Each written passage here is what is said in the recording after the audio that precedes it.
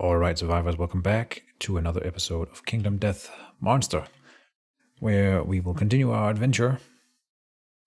Today, did I write it in? We are fighting a Screaming Antelope level 2. Why are we doing that, Keejchen? Well, I was looking at the caravan.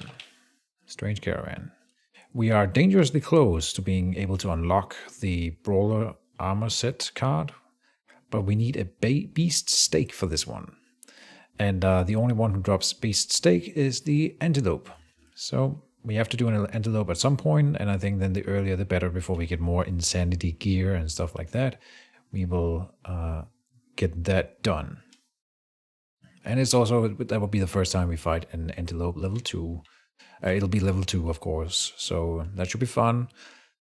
And yeah, we hope we're landing on that one. We also need lion testes, which we don't have. But other than that, if you look down here now, we have the skull helm. We are crafting the white lion gauntlets. We are crafting the phoenix folds and the phoenix greaves right now. So we only need the lion skin cloak, which costs 2 white fur down at the bottom here. It's not actually an armor piece. It's just a thing that needs to that is a requirement for this armor set.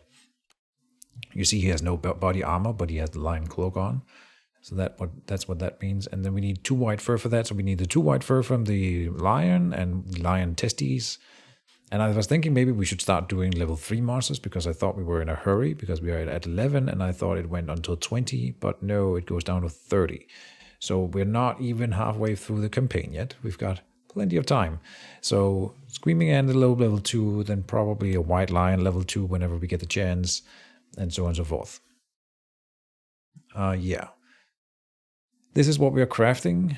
Like I said, the white lion gauntlet. I have made copies over here so that I could set up the gear grids. So we are making a white lion gauntlet. We are making phoenix folds here, which are just high armor. Even if you're not using them for a set piece yet, these are just great waist armors for sure. See the different things here. 1 iron, 1 leather, 1 tail feather, 1 organ. And that has been lined up here. Except the leather, we are crafting the leather over here. And so, like that, iron and phoenix folds. And yeah, we are making an endeavor into leather making. Spend any number of hide to add an equal number of leather strange. And we could do more than the 2, but right now we only need the 2, and I didn't have enough hide to really... Well, let's make 1 extra, I guess.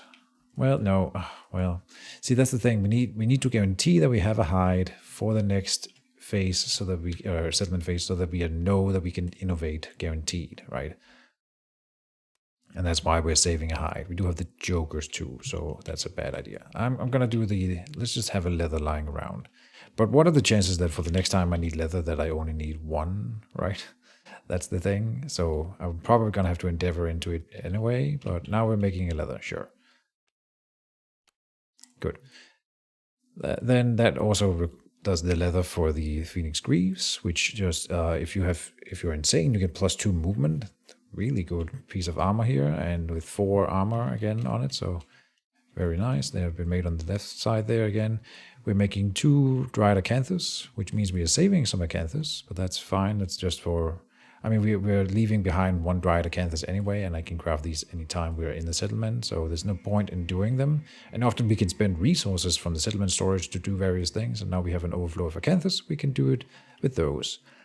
And then we are crafting a knuckle shield. The other set piece that we are going for is the Gorm Armor, and it's a shield-based suit, and I have already set shield proficiency up on 1 character. I think this is a really great shield in general. Having not seen many other shields. It's a weapon so you can attack with it, and then if you land just 1 wound, you get to block for free. Otherwise, block is an action that you take to then block a hit. But this one allows you to both attack and also block, which is really fun, I think, and cool. So we're making that out of a mammoth hand here. The one down there. Mammoth hand and 2 bone. Yep. And oh yeah, we've already made it. So I've set up our survivors. They look like this. Before we dive into that, I want to show the rest of the endeavors. That cost an endeavor, and we had 3. We had done the innovation. Then we're coming up here.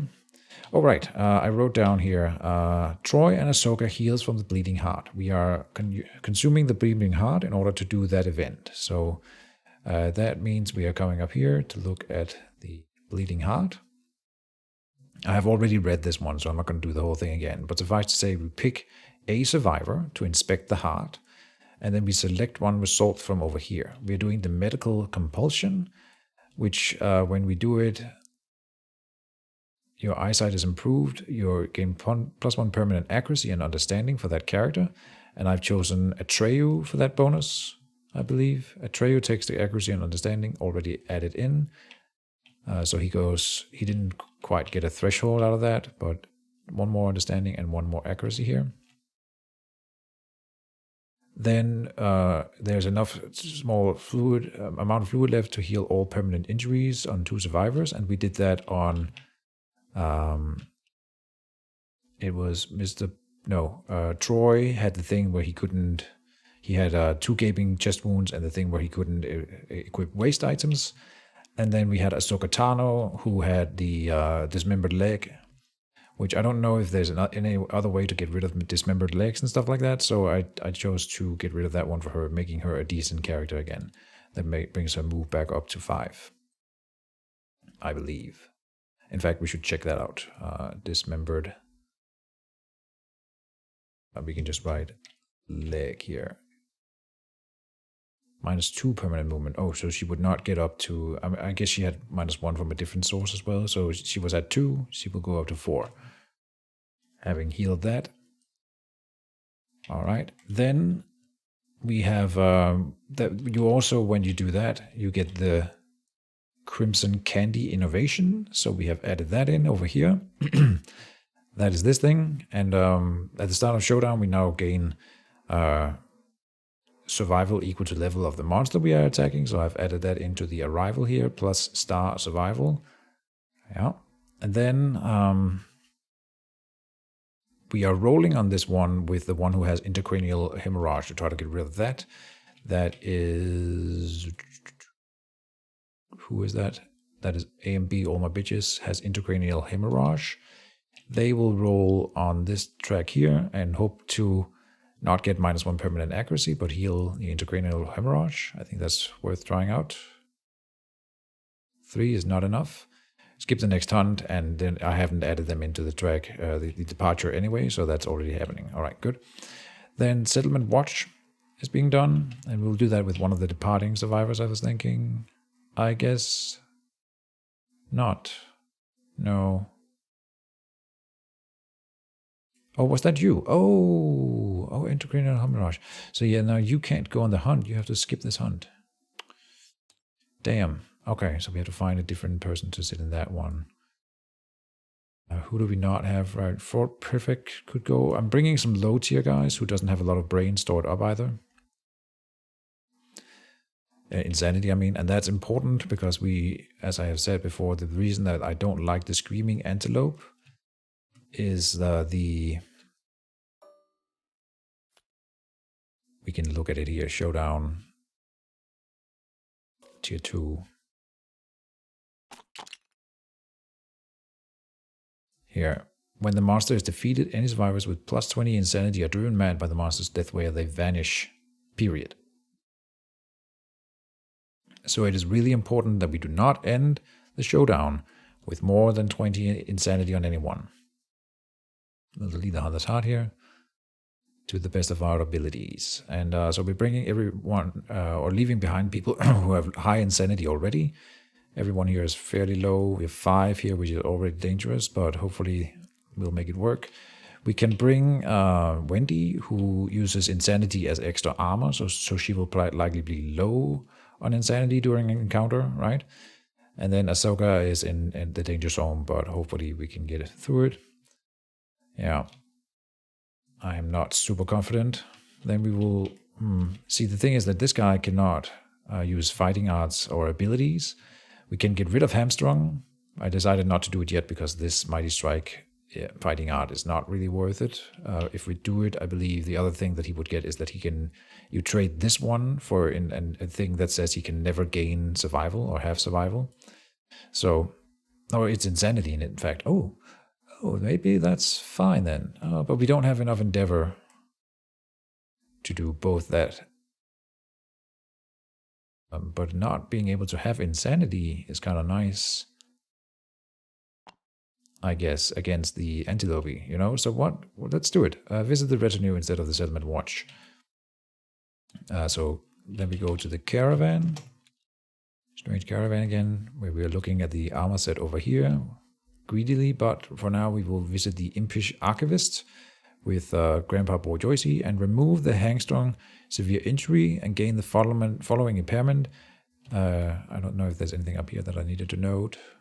No. And gain the following impairment, thin-skinned. You cannot gain insanity for any reason. So that's actually good against the Emperor specifically. Is that an impairment in here? Thin-skinned. No. Okay, it might be a disorder. Thin-skinned. No. It might be an ability. Thin-skinned. No. Okay. Well, then I don't know. I don't think it's a thing then. Or a card. So we will just write it in. Thin skinned cannot gain insanity, which that alone of course is very dangerous. Whenever you take brain damage, you basically immediately start taking brain injuries, or traumas. But against this guy specifically, this encounter that we're going in, we might actually survive because of it. So yeah. Okay. That's that endeavor spent. Good enough. And then we are departing to hunt a screaming antelope level 2. We are bringing Wendy, as I said, and I have learned that the Tinker and Stalwart abilities that we had written up here, they are cards in the ability stack here. There. So I pulled them out for the characters that were it was relevant, so now we can see it as a card here. Tinker and Stalwart are abilities. Very good. We got Grandpa Bourgeoisie here, who had the little boost up there with his stats previous episode, and he now has the Mighty Strike available to him. Cool enough.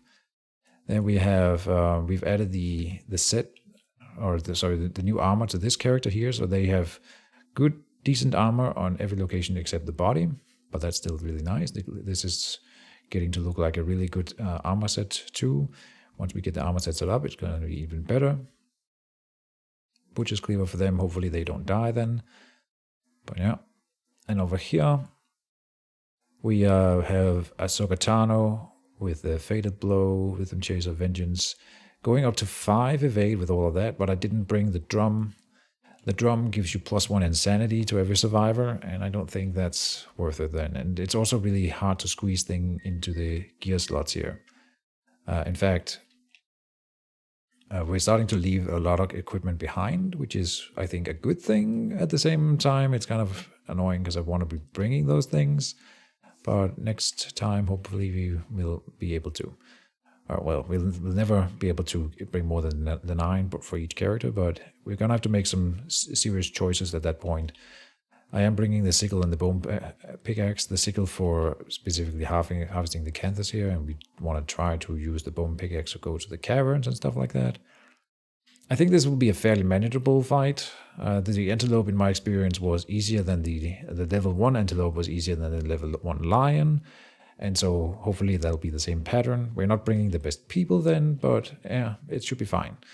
And Wendy is a good carry, I think. We still have these specializations for these 2 weapons. We're trying to build fist and tooth weapon proficiency over here. I think bringing some fresh meat is a good idea. So now let's do departure bonuses. Survival, not special. Yeah. And 2 insanity. But I don't think I can choose to not gain that departing bonus. But what was it? 3 survival for everyone. Plus they're a dried acanthus if they have it. So here we go up to the 7. And she can never spend survival, so that doesn't really matter. But here, plus 5 then. You were 2, so up to 7. You are at 2, so that's up to 7, and you are at 6, so that's up to 7. Okay, and then 2 insanity for everyone. Not for you, because you can never gain insanity, and then 2 here. This is easy to get rid of.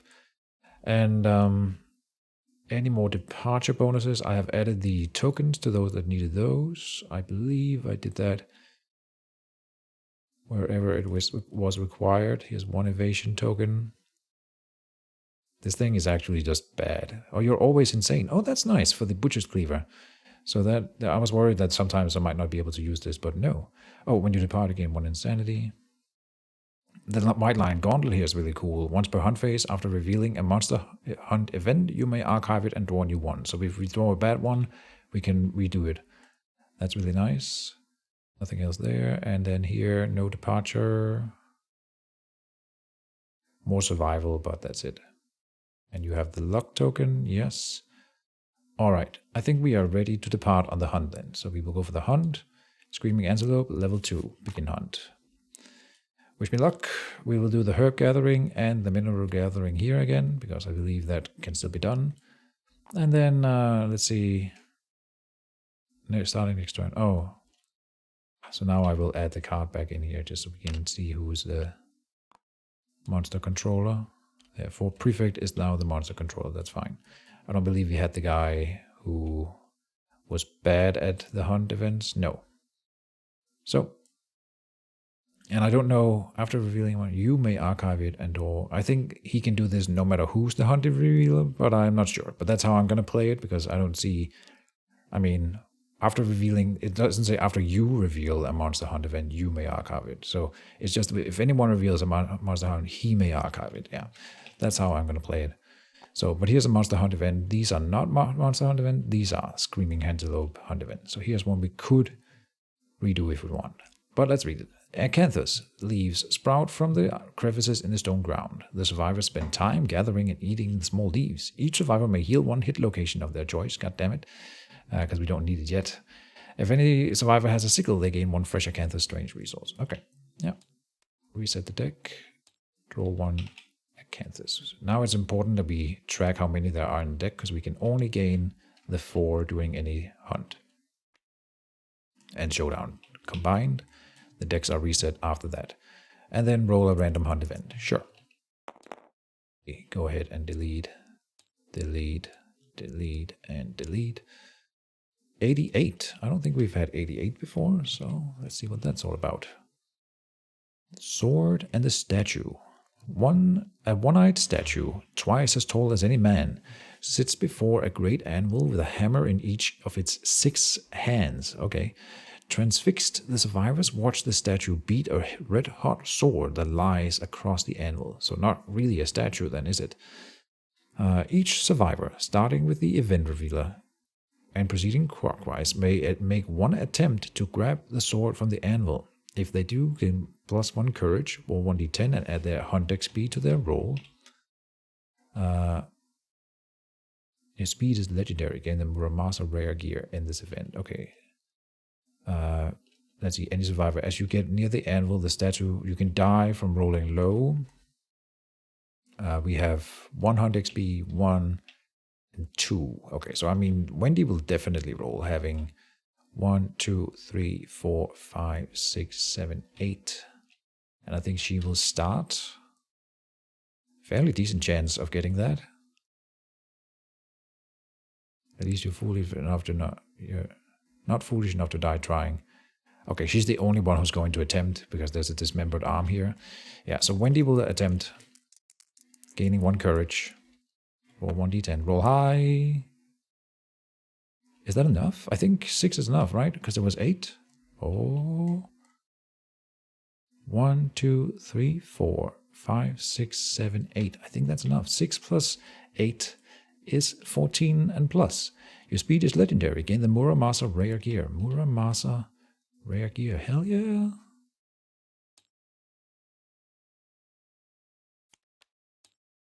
What is that? Holy crap. When you critically wound with this weapon, gain 2 bleeding tokens. What? And it has speed 6. Okay, and this is a community edition rework.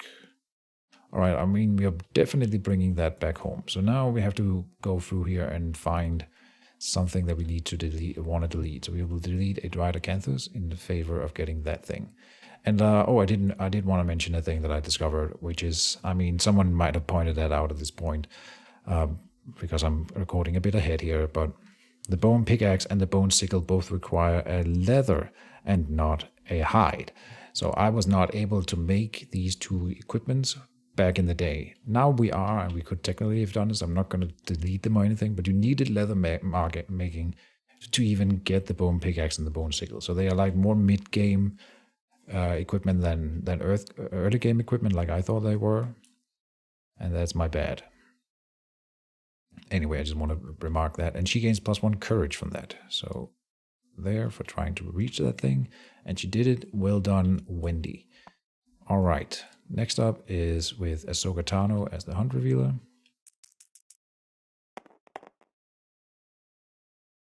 51. 51. I feel like we've had that before. Refugees. This one again, we can gain population if we want, or we can offer a resource or gear to help them, and then we would get the look at top 5 AI cards. And you know what? They can have an acanthus. Boop. So that's fine. We will be allowed to. Let's clean it up and then re-roll it and say this is the showdown that we are going into. And would it then make sense to just do it now? If they do frantically, while lost in their translation, the tale prevails to survive for what life at the start of the showdown reveal top 5. Yeah. And if we had the leader fighting out, we would gain 1 population. Man, we will get that leader fighting out for just making the brawler set, by the way. So that would be nice. Top 5 cards. The thing is that we might find a different monster or something. It can happen. So look at top 5 cards and put back in order. Try to remember that. All right. Next. This is Wendy being the revealer.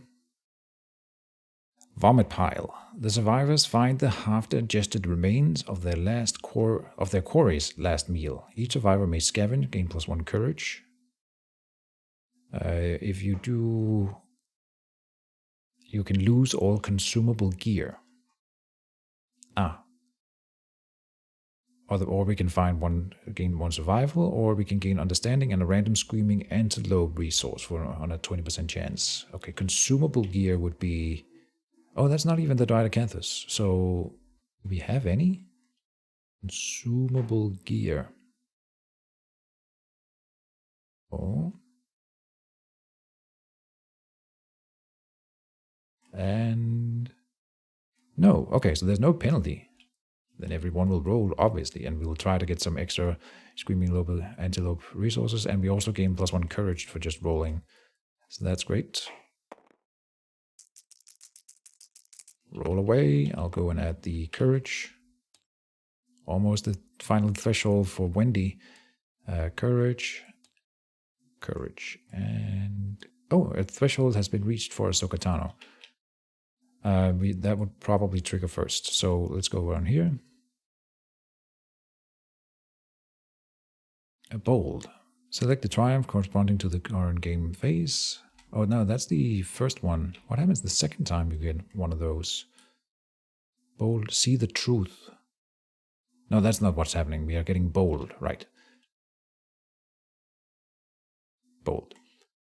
So during the hunt. Oh, that's the bad one. I was looking at that earlier. Oh, come on. Yeah, whenever you're determined to be a straggler, they just add the hunt experience, which means someone else is going to get fucked, so that doesn't really help anyone. But I guess whatever. Oh, a 10. +1 permanent movement for this character. This was you, Ahsoka. So you go back up to the 5. Okay, whatever. And you get the prepared ability, and that should be in this deck then. Prepared.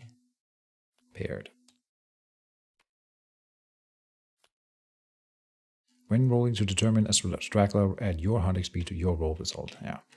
Doesn't help anyone really, or it doesn't help me because it just means someone else will be the straggler, so I don't care. Yeah. Okay. So red didn't gain anything. 6 is 1 survival. In fact, everyone here just gains 1 survival. So if someone is not at full survival, they would gain 1. Nope, everyone is. Okay. Didn't matter. If no one scavenges, roll 100 Or yeah, so we didn't get that. And then we do a random event here. 74. I don't think we've had 74.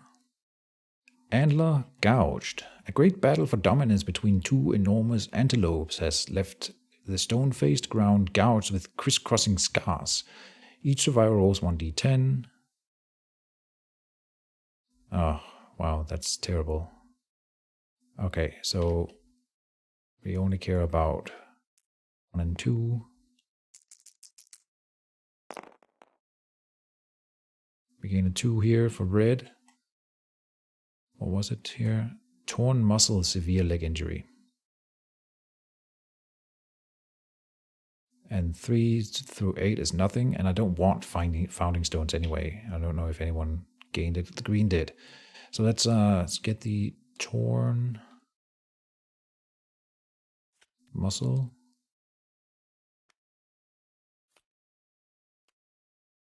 Put the ability up there.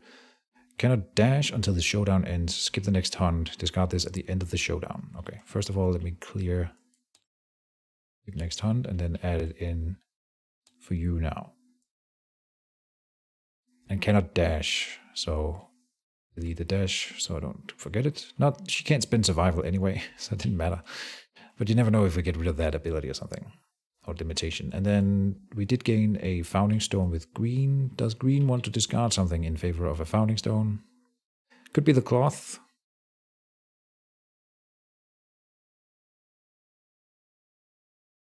I think having the founding stone is better than having the cloth, I guess. So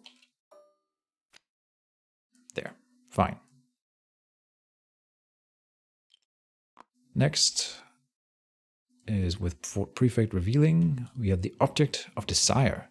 The survivors see a tree. Oh, this is a lonely tree hunt event. Interesting.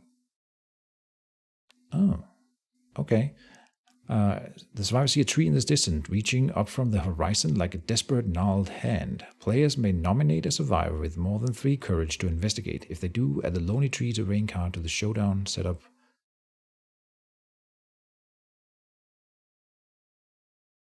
Right. This was triggers the lonely tree encounter.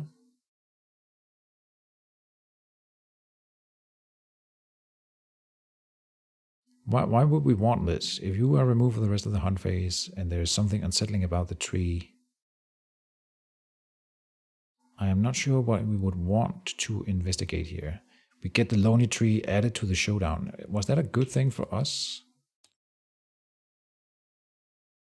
Lonely tree. We've done it before. I don't remember.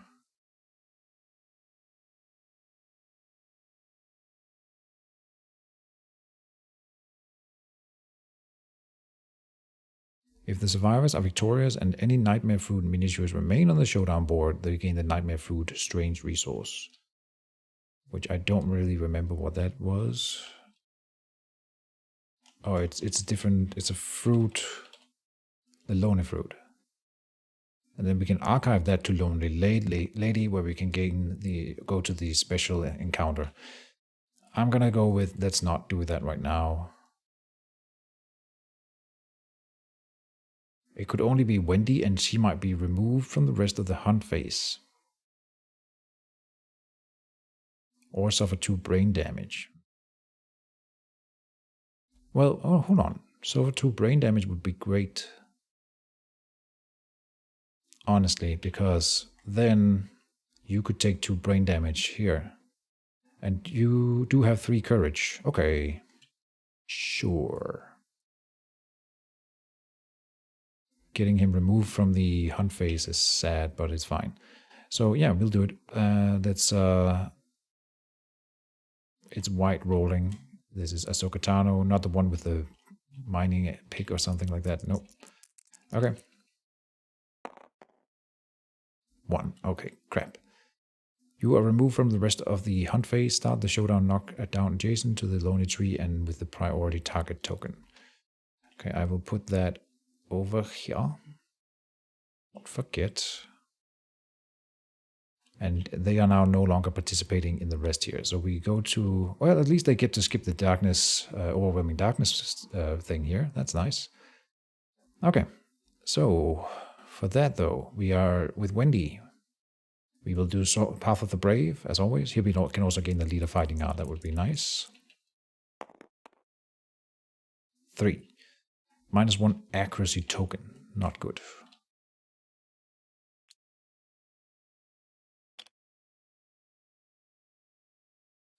And that's it. You punch yourself in the face to chase away doubt. Okay. Next up is Grandpa Boy Doisy. Not insane and not courageous or anything, so it'll have to be the middle thing where you can die. Don't die. Oh my god, you died. And I don't believe... Oh, he has a reroll. Oh. Alright, don't die. Give it a good shuffle this time. Come on. Don't die. 10. Resolute. Gain 1 insanity and 1 courage. You can't gain insanity, but you can gain courage. Alright, that was the lifetime reroll spent on that business. And the final one is an insane character, so we can choose... No, we can't choose the middle one. So it has to be the Path of the Insane. 4. All survivors suffer... You shriek and lash out. All survivors suffers 1 event damage to a random hit location. Okay. All present survivors, of course. So, yeah. Sure. For Wendy...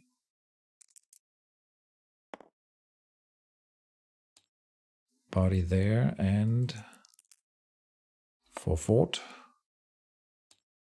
there. Okay, that was that, right? Yeah. Then we get to the herb gathering and mineral gathering. We will do mineral first. So, mineral gathering. And we only have 1 pickaxe. So, the character with that pickaxe rolls and gains nothing. You strike your stone face that resembles your face. It explodes, covering you in blood. Gain 1 insanity and the hemophobia disorder. Okay. Who has the pickaxe? We can't gain insanity, but we can gain the disorder here. Hemo. Oh. We might need to reset. Oh, it's a disorder, right. Hemophobia. Whenever a survivor, including you, gains a bleeding token, you are knocked down. Not good. That's a nasty one. But we will try to get through it. Nothing else gained here. Nope. I thought one of them would destroy the pickaxe, but I don't see one that destroys the pickaxe then. Oh, here. Yeah, you roll to destroy the pickaxe. I see. Mineral gathering done, then herb gathering. Each survivor must make a special gathering roll. We would like to go to the swamp again. So I think we will do the same as we did last time, which was to roll 5 first.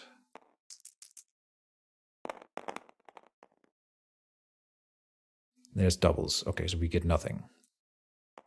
Then we will do 4 with the next one in line.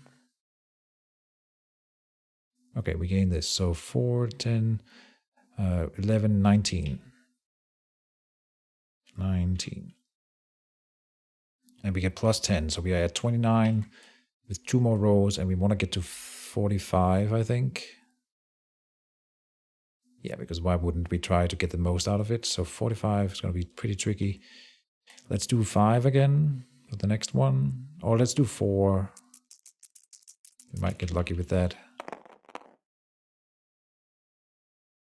Yeah, we got lucky. So 10 and 16. That's not quite enough, though. 10 plus 16 is 30, 35 plus 10 is 45. Oh, really? Am I bad at math? No? Yeah, we got it. Okay, so we are at 45. Can we gain 30 more, theoretically? 10, 9, we need like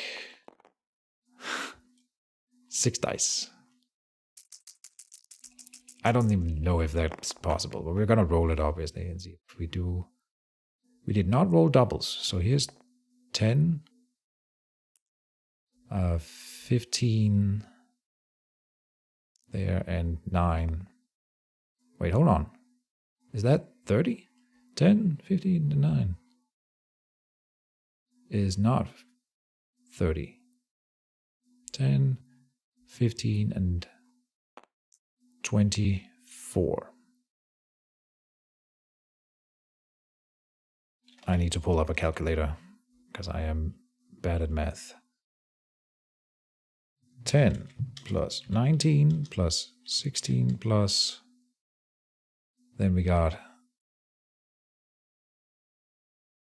24 on top of that. Right. 10, 20. No, that's 30. 15, 20 plus 10, 34 on top of that. Did we get it? Plus 34 equals 79. We did it. I did not think that was possible. All right. Any survivor with a sickle may explore the swamp or gain a fresh against strange resource. Of course we're exploring. I have still not read this, but I'm assuming that we get potentially good stuff. Why else would you want to try, right? There's a fruit thingy that you can eat. You can die instantly or gain a red affinity. Oh, interesting. You can gain like affinities. Nice. All right. I mean, of course we're doing it. So the one with the sickle is doing this. This is Wendy. Don't die, Wendy. Oh, almost 10. Okay. 6. A ghostly flower blooms, uncovering a face inside. It tells you that you are peaceful. It tells you that you are a peaceful, careless flower. Excuse me. Remove any disorders and gain the apathetic disorder, +1 understanding. So we get to remove disorders. Gain an understanding. Oh no, she lost the immortal? Are you kidding me? No. I mean, from this you could infer that you may remove any disorders. No, so then it would need may.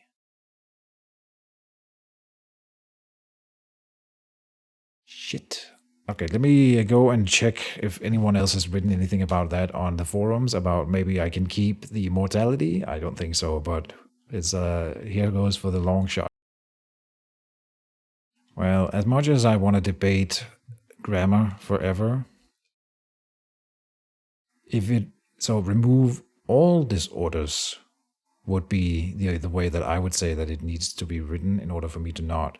Here, any can be 0 and it can be all, or it can be 1.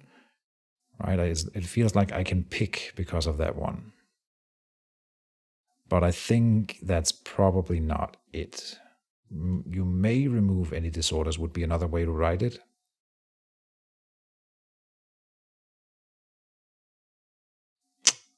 I don't think I get to keep my immortality as much as I want it to be true. If someone disagrees with me and thinks that I can keep it, I like to do that retroactively. Please help me defend that statement. I just need one guy out there in the ether to agree with me. But other than that, until now, for now, we will just give her. She would definitely gain the apathetic after the fact. So yeah, which gives us what? You've given up. Nothing seems to matter. You have no concern with your own well-being. You cannot use or gain survival. God damn it. She just got rid of the things that made her not able to spend survival. Cannot use or gain. It doesn't say that she loses her current survival, I guess. To be fair. But you can't use what you have. Okay.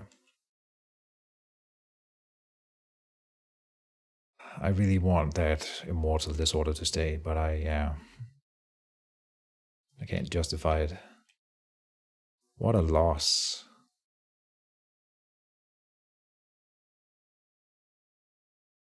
We can't die here. We can only die on a 10 and then a 1.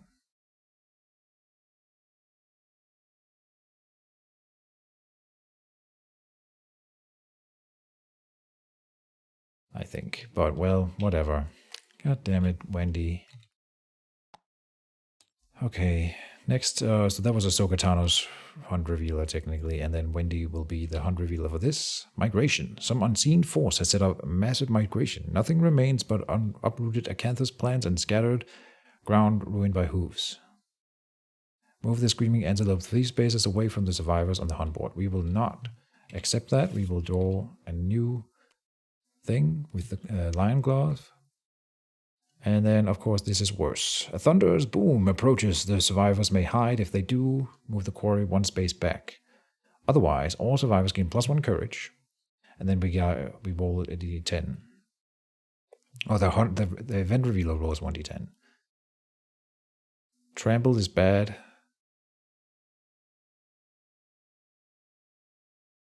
On an 8 to 10, we start the showdown immediately. All survivors suffers 2 brain event damage and wipe what they saw from memory. That would be nice. So we get rid of some insanity. So we are taking that. I mean, we are not hiding, is what I'm saying. So everyone gains +1 courage. Again. Oh, that matters. And it matters again. I have never seen anyone max out courage. So understanding, no courage, see the truth. The greatest courage is achieved when the past and future are abandoned. The void that remains is a dark, endless well of strength. Fear and pain are your nourishment, and you will feast. Damn. You suddenly recall a meeting. Man, I can't read today. You suddenly recall meeting a strange masked man who, for a moment, opened your eyes. Again, your second eyelids. What you saw with your mouth with the taste. What you saw filled your mouth with the taste of your own death. Suffer the blind severe head injury and taste death. If you are already blind, do not suffer it again. Man, we are being punished for that? Okay. And taste death. Roll 1d10. Man, poor Wendy. She was so good before this hunt started. Now I'm sad. Blind.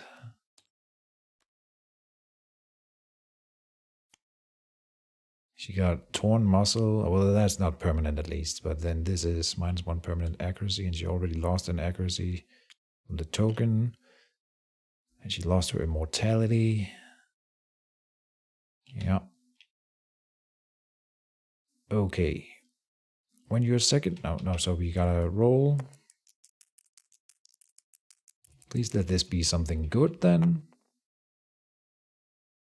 9 is high. Sour. When your second eyelids opened, you saw thousands of small light forms swimming through the air. They crawled over you, stealing tastes of your sweat and blood. Death was near. You wondered how your fear tasted. A puckering, sour flavor filled your mouth, and you decided that you must never die. Gain the following ability, Sour Death. When you are knocked down, you may encourage yourself, even if you are deaf. If you do, gain +1 strength token. Oh, that's really nice. Except, she can never spend survival, so she cannot encourage herself. Isn't that fun?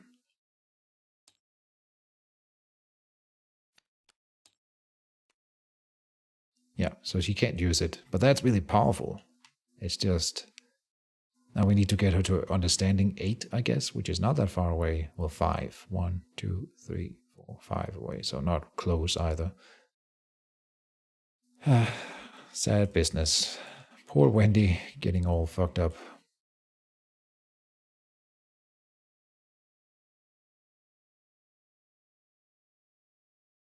Oh, it's sweet over here. Interesting.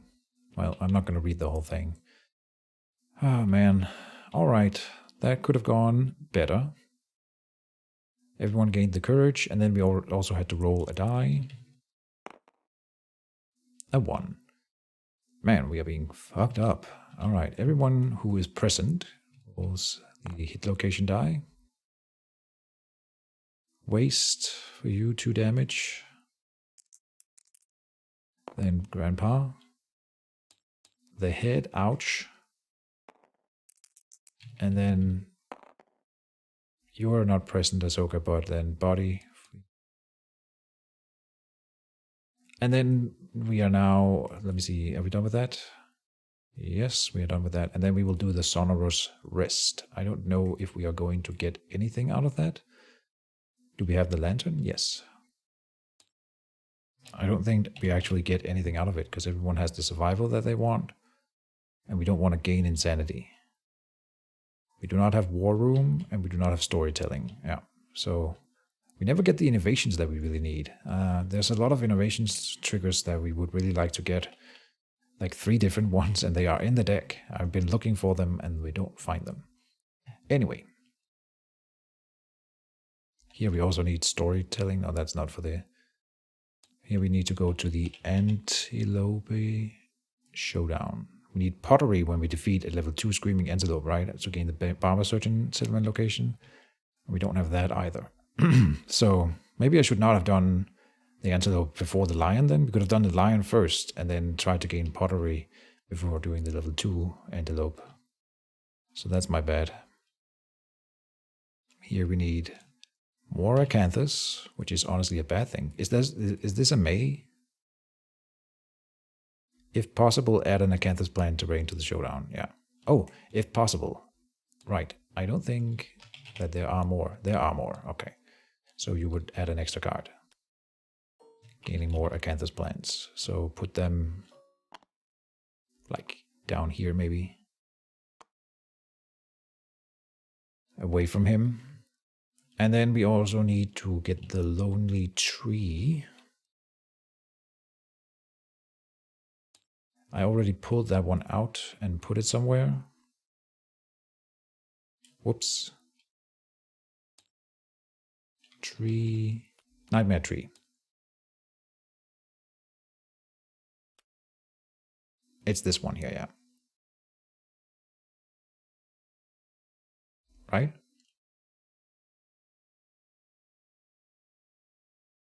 A nightmare tree, lonely tree.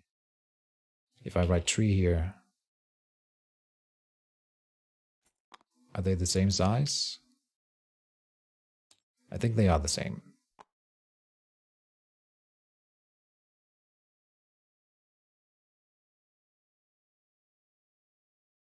Yeah, this is an imagery of this thing. So that's a printing error in that expansion, but nightmare and lonely overlapping. And so that's what's happening here. Nightmare tree. And we would put add a lonely tree to the starting showdown.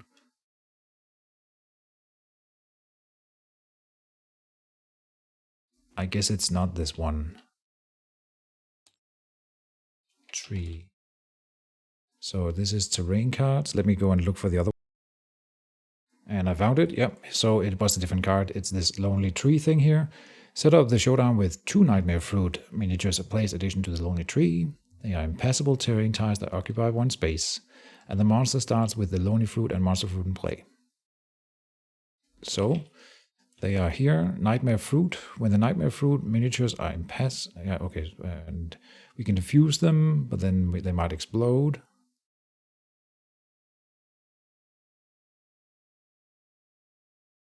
We return them to the fruit tree. That doesn't really matter. Move any fruit. And we can gain a survival if we roll a 10. Okay. And the monsters, at the start of the monster's turn, before performing any other actions, if it is within 5 spaces of a nightmare fruit miniature, it full moves towards it. Then, if adjacent, it consumes the fruit, removes it from the board, and heals. If it is already fully healed, it gains +1 damage token instead. So this is actually super bad. At least 4 spaces away from all board edges. So 1, 2, 3, 4. 1, 2, 3, 4. Here. And so we are trying to keep it away from this thing. Man, this is going to be tough. Maybe we put it in the other corner, away from the acanthus plant, so it can only get one of them. 1, 2, 3, 4. So here, as far away from him as possible. We will start in that corner of the board. And we something about here. You are removed. Start the showdown knockdown adjacent to the lonely tree with the priority target token. Okay, so we will be priority targeted back there. And we are not going to try to defuse the fruit, obviously, because we want them to be there so that we gain the resource from them. This might be a tough fight, I think, with all the bad stuff that we encountered on the way. But we get to look at the 5 top cards and put them back on and in the deck in any order. So I remember that. Nice. It is already shuffled, but I'll give it another shuffle. I like it that way.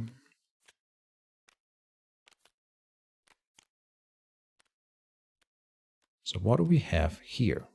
When we start, he will go first. Yes, let's continue to build up the board. We got the bug patch. We got an ore vein this time. All right, where we can gain iron. At least 6 spaces from all other terrain. So 1, 2, 3, 4, 5, 6. Oh, and he's got special rules that we have to talk about. I have read them before. Flower patches. Oh, we can gain flower resources. Nice. They have to be set up 2 spaces, within 2 spaces of a board edge. Okay. 1, 2, 4, 5, 6. And then I guess 1, 2, 3, 4, 5. There. That's fine. More acanthus plants have been set up in the opposite corners now here. Okay, we could try putting one here and harvest it early. And we'll try to get the antelope, I guess, away from the other corner here. I have a bad feeling about this, I'll be honest. This is not going to be good. So normally, yeah. We also need to do arrival bonuses. So now we're gaining insanity here that we cannot get rid of. This is terrible.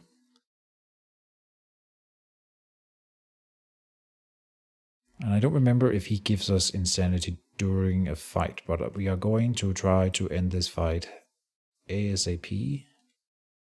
We gain tactics. Hopefully we get something glorious here. Give me one of the good ones. Quartz strike is one of the good ones for sure. Where we can knock him down and give him a wound. Nice. And then the other one. Trip formation. Oh, we have 2 trip then. This is once per showdown.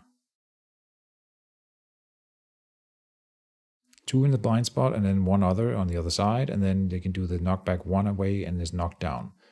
Very good.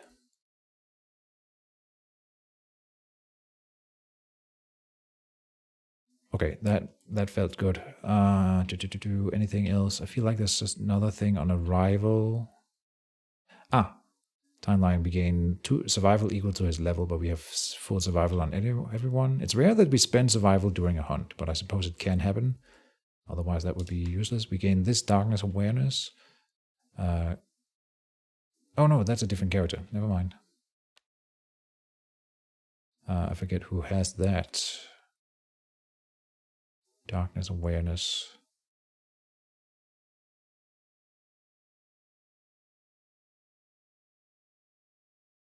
Huh. Visual sadist. I think it's all my bitches. Who is not present. Spiral ganglia, yeah. It's that thing. Oh, they are cursed with the Husk of Destiny. Hold on. So we have a spot open there. I'm just going to bring another Dried Acanthus, obviously. Here. Good.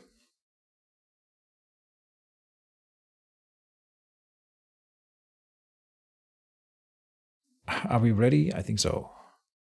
Lots of stuff ongoing here. And we get to look at these things. There might be new cards. Oh, and I didn't talk about this over here. So they have the Nightmare Fruit and Monster Fruit ability. But then they have Trample. When this monster collides with the survivor, they suffer damage equal to the monster's level to a random hit location. And then they have Diabolical. At the end of the monster's turn, target a random survivor in the Trample zone. Full move through the target, move the monster through and past the survivor. If there is no target, full move forward. So it is going to be running around everywhere, this thing. It has movement infinity, but it can't reach us in the first turn. Is that at the start of the turn? At the end of the monster turn. So we do not want to be directly across from it in the first turn. And we can see what kind of action it's going to take, obviously.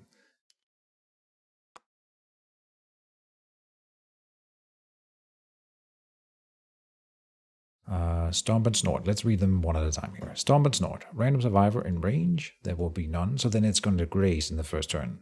You know, that's fine. Let it graze and destroy the acanthus early before it's relevant. Here, same. It's random survivor in range.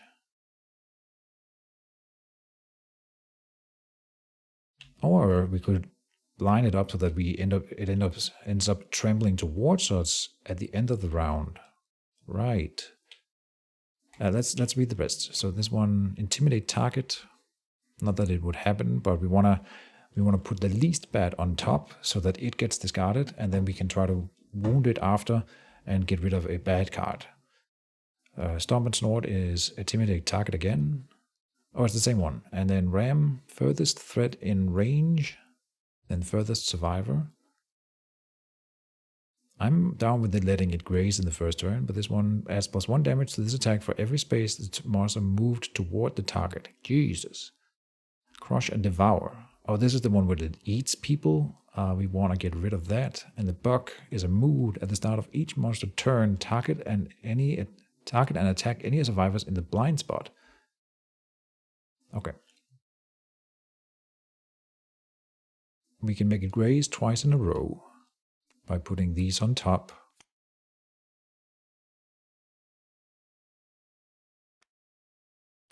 No, we are going to let it graze in the first round, then it's going to move here, eat an acanthus, and then it's going, if we put a character here, it is then going to charge up there.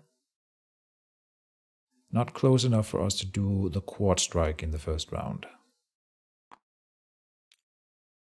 Although when it grazes, we can go, it's going to move 1, 2, 3. This is also a legal thing.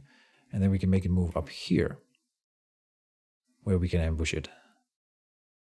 Even with a quad strike, yes.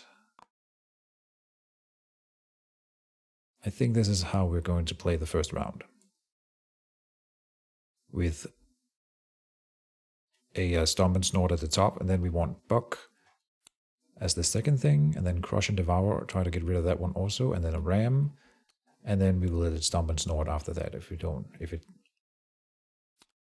does not take that many damage either. Anyway, okay. That was nice. Planning out the first turn like that, and then yeah, we are going to end up quad striking it. That's going to be great. Let me see who's who here. You have less movement? No. Oh yeah, she has less movement. For Joycey there. It's going to end there and then here. And so he can reach that corner with a dash. Yeah. We should be able to dash down. We can put you... Oh, she has the priority target token.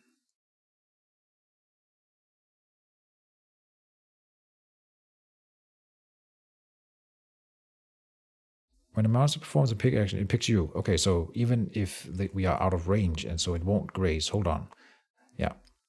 It's going to move towards her.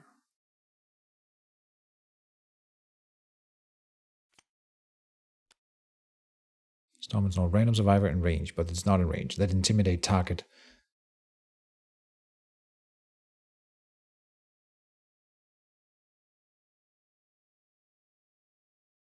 Oh, here we can gain some brain damage. That's nice, but then it's not going to move closer.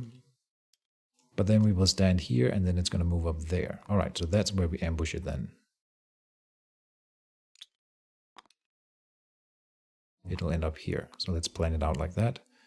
Yes. Okay. This is fine. We'll put you over here even. So now we are initiating the combat. Lots of moving stuff around, I know, but yeah. And do you have brain? You do. Good. Or insanity. So, first round. We are now officially in it. No more undoing. pick target. We get rid of the target token there.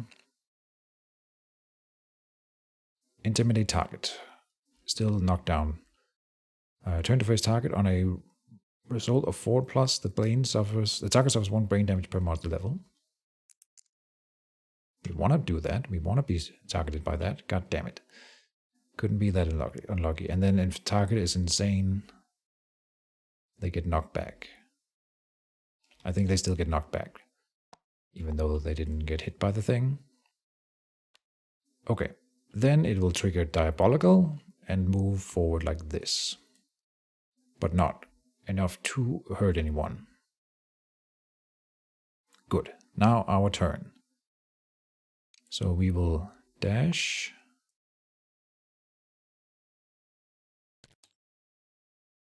Which you can do. Then Fort Prefect will dash. Nothing preventing you from doing that.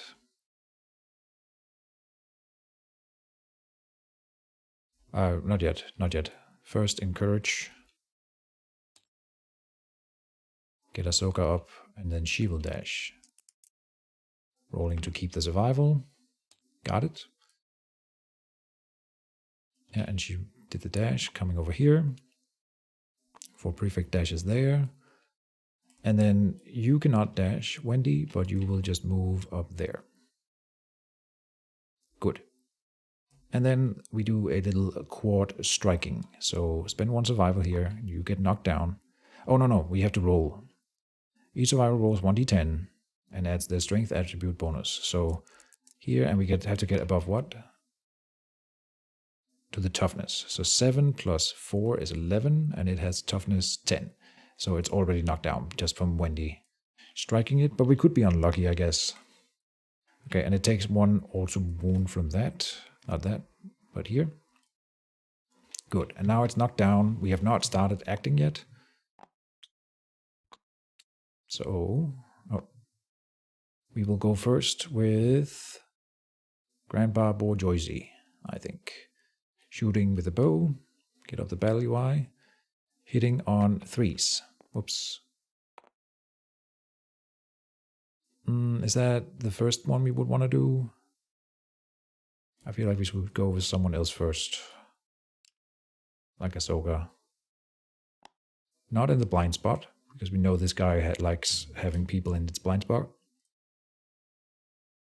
And she's just using Fist and Tooth. We didn't give her a weapon. Oh, and I don't think I mentioned that, but I changed her weapon type to Fist and Tooth after the previous episode, because I think that's really a good thing. It'll work with the Brawler armor once we get that, if we ever get it. And then it has the obvious advantage of not having any gear slot occupied by a weapon here. So I think it's actually kind of nice, even though it's not as good a weapon as the other ones. But here, we're rolling to hit on 3s with Fist and Tooth. And then first you roll a d10 for the acid palm, so it's not wounding on 7s, but on 7s, but on 5s.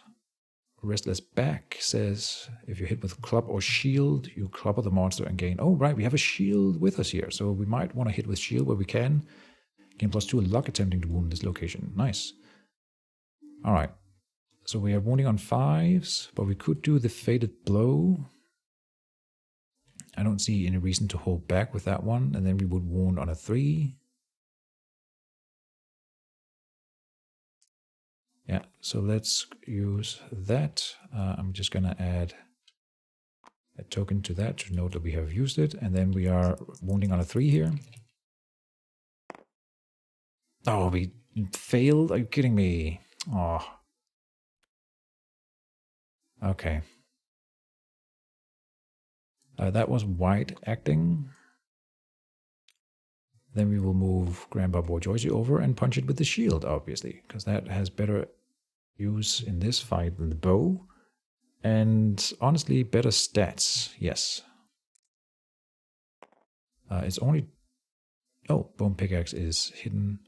Founding Stone, hidden. Knuckle Shield, 3, 5, and 7. Okay, so not the best wounding options, but better than the Ah, not better than the catguard bow, but still one more die, right? So hitting on 3s here. Okay, 3 hits.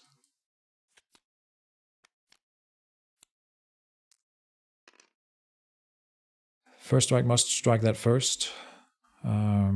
If the attacker is insane, cancel all hits and end their attack. Otherwise, does that count as a reaction? No, it does not. Restless Eye. Are you insane, Bourgeoisie? No, he can never be insane. Nice. Yeah, perfect. Must strike that one first. 8 is a wound. Not a crit. No. But that means you get to block. And we've never done block before. I am not sure how to denote that in a good way. I will put a green token, I guess, like here, to denote that we are getting a block currently. Something like that. And then that card is out. Reflex here cannot be used, of course, and the same here. So this one's more interesting to gain the... Oh no! Oh, look at that! It will give us 1d10 insanity every time it collides with us if we give it this persistent injury, and we don't want that because we will not want to gain insanity. So that's terrible. But I can't not roll on it, obviously. We did not get the crit effect, really important. But we do get a wound in. And we don't get more block on the shield. It's once per attack. Or once per round, I think. And here. Oh, we got the crit. One screaming antelope resource. Sweet. Oh yeah, it must have been reset. Large flat tooth. When you gain this, oh, it's over here. And survivor of your choice gains +1 insanity. I will choose Grandpa Bourgeoisie. Cannot gain insanity, so he gains nothing. I mean, I nominate him, and I know it might seem like I couldn't, but I think fairly sure that I can just say to him, and then he soaks it. We do not want to gain that insanity. And then a wound. Okay, good start. Wendy has a spear, but I think for prefect we'll go 1, 2 here, I guess, yeah. Blue with the axe, obviously. Butcher's Cleaver hitting on 3s. Super lucky either. Alright. And then if you hit with Clover Shield, more luck. Wounding on 2s, so that is a wound. Alright, and we can still search with people. I'm definitely searching over here. Not sure why I wouldn't ever, so... I mean, I guess there's reasons. We lost a survivor there. And then Fist and Tooth. Hitting on 3s, so nothing on perfect hits, I think. No. Oh, and you're the only one we care about weapon proficiencies with. We really gotta track whether or not you get a wound in, and I don't think you did before, but here's 2 hits. Oh, and we door the trap. Damn, I was kind of hoping we would wait a bit. 6 in, so that's unfortunate. Okay. The attacker is doomed. Here.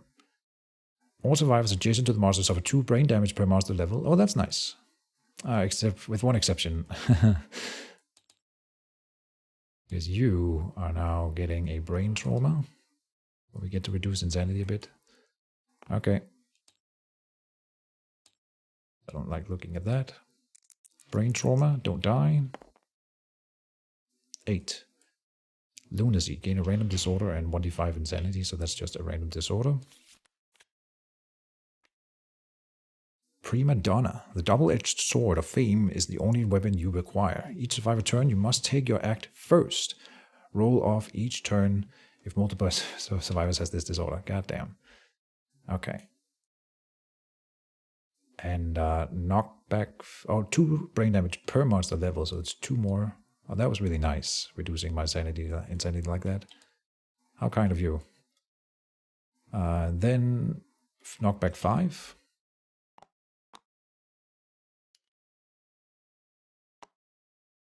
We could choose there, but I choose... No, I'll go here. Oh, and I have not noted who has acted, but I'm pretty sure everyone except red has acted here. And we can't stand back up either way, so... But it will. Yeah, we can't encourage anyone to stand back up, except with one exception.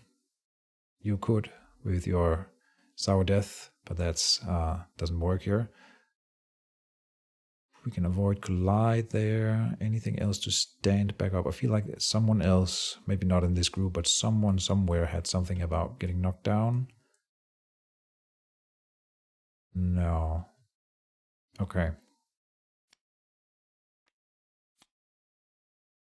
Okay. Oh, and then you lose your evasion token. You would have done that already, but you're knocked down and you don't have the thing. Rhythm dancer here. Also, there's your evasion. There should still be an evasion token with monster grease. So there was a thing that I had forgotten. And you had more movement currently. 2 movement tokens. If you are insane.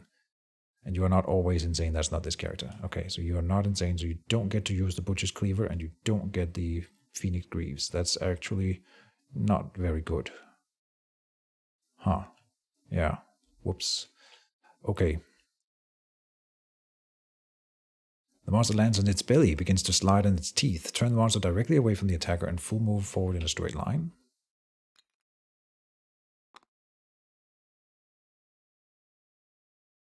On collision, non-div survivors gain 1 random disorder in addition to other collision rules, but there are none.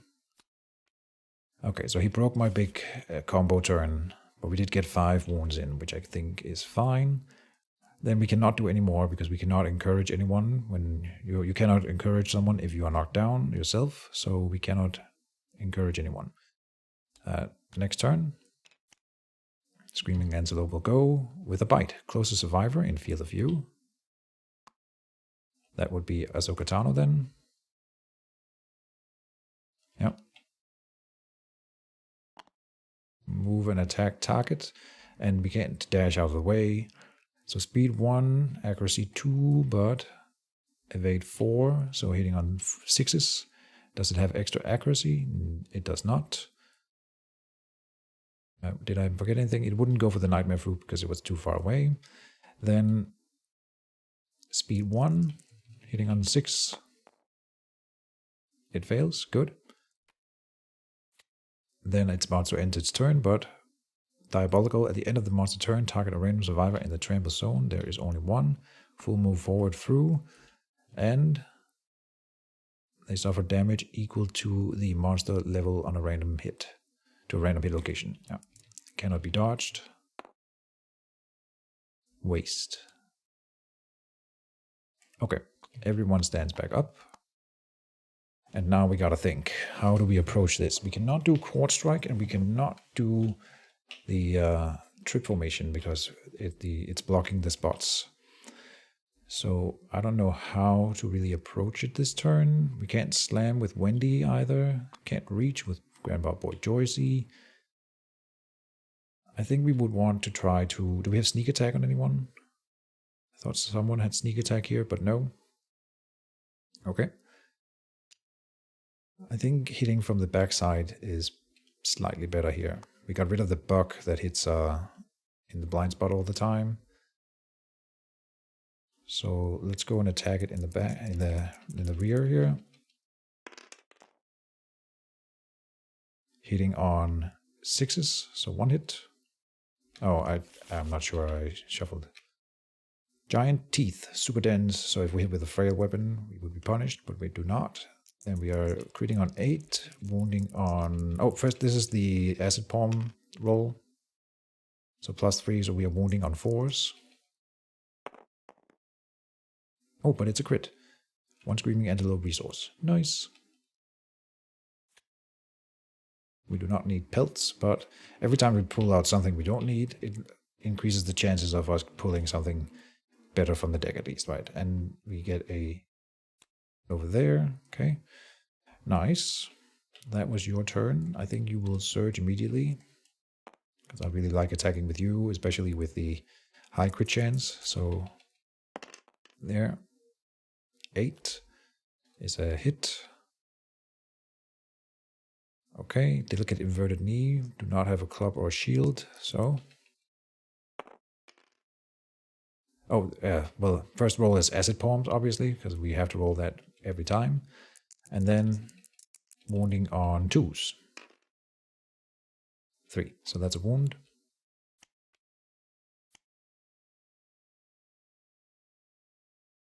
And I'm not sure if we should go for all this loot out here. Right now, I'm still super scared of it, so I probably won't. Can't get in range with you. I think Wendy will strike from where she's at. No, Ford will strike from where she's at. He's at. Here, with... Oh, can't attack with a butcher's cleaver. Right. So it's gonna be with fist and tooth.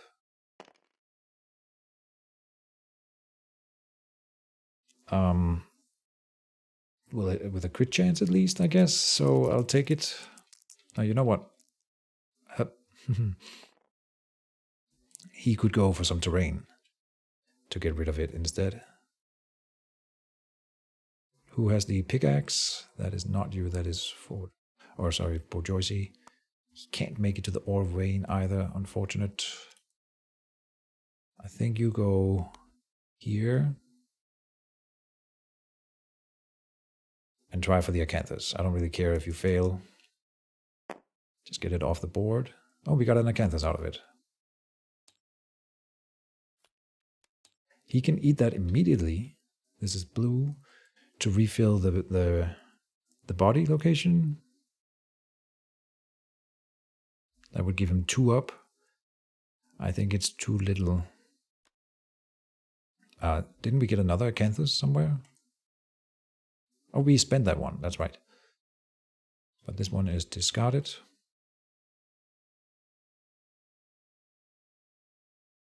Oh, the one we spent would go back in the deck, I think. Not sure, because you archive it and that's back in the pile. Anyway, so that's Ford. Okay, let me do this here. White has acted and blue has acted. Red will strike with the spear from her current position, hitting on 8. -2 accuracy is so nasty. Honestly, she should just go for some terrain, I think. Having a solo hit chance. Didn't hit, so wasted your turn. Bourgeoisie will go for the flower patch. That is what? 1 die? Oh, gain a luck token. That would be nice if we roll high here. 7 is high. Yeah. Oh, yeah, you only gain, don't gain it on a 1, so a random flower resource. Yeah, I'm gonna have to go and dig one out. Or is that here flower? No, it's from that special expansion, so we gotta go and dig that deck out real quick. And here it is, the Flower Knight resources. So we will draw one randomly from that, and that will be your pickup here. A Lantern Bud. It's a perishable. You may consume and archive this during the settlement phase to gain +3 Endeavor. Skip the next turn and gain the Flower Addiction Disorder. Not too shabby. +3 Endeavor is a whole lot at this point in the game. And +1 luck token for you. That's honestly fantastic. Add that in there. Then that was green acting and red has acted. So we can do surges if we want. You can't spend survival, so you cannot. And Ford does not want to do the ore vein. It should be either Wendy or Grandpa. You already did yours, so I think what we're doing now is that we are ending the turn, next turn. Then pray. Gore. Full move in direction Full move in the direction the monster is facing and turn to face the closest survivor. Okay, and then I gotta look up the rule for it when it's up against the wall. In fact, I think it charges this way, so that's not good. But let's pause real quick and find out. All right, and I found it here. It just said go along the board edge, so I can choose, I think. And also, fair to note, before it even does this, it's going to do the monster turn before performing any other actions if within 5 spaces of a nightmare fruit. It full moves towards it. Then if adjacent, it consumes the fruit and heals 1. So it will do that. Like that. And it's not already fully healed. So it draws there, and then it'll put that at the bottom of this deck and destroy the fruit. So I don't think we get to keep the fruit, by the way.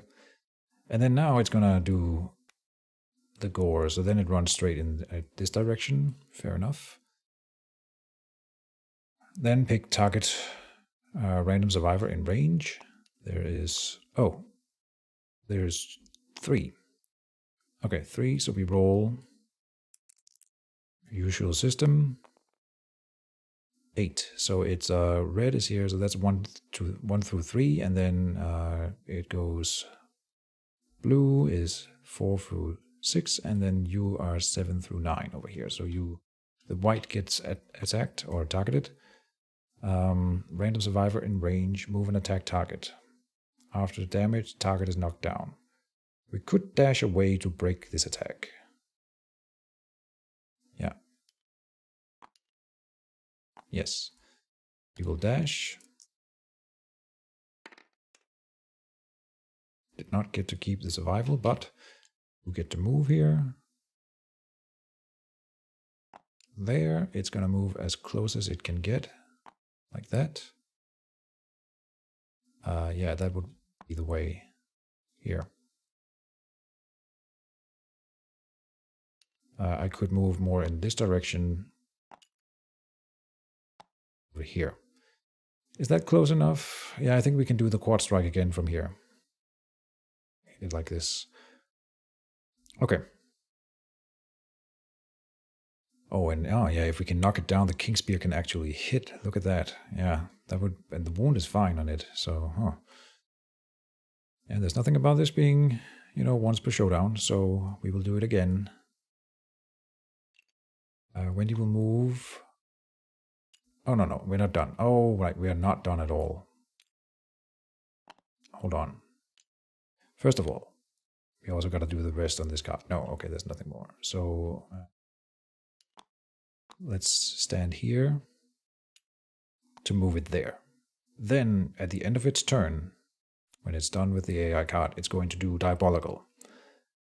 Move here, move all the way down to this side of the board. That's fine. Far away from the Nightmare Fruit. Collide with Ahsoka, who does not have Tumble. Knocked down. Gets a collision on the body.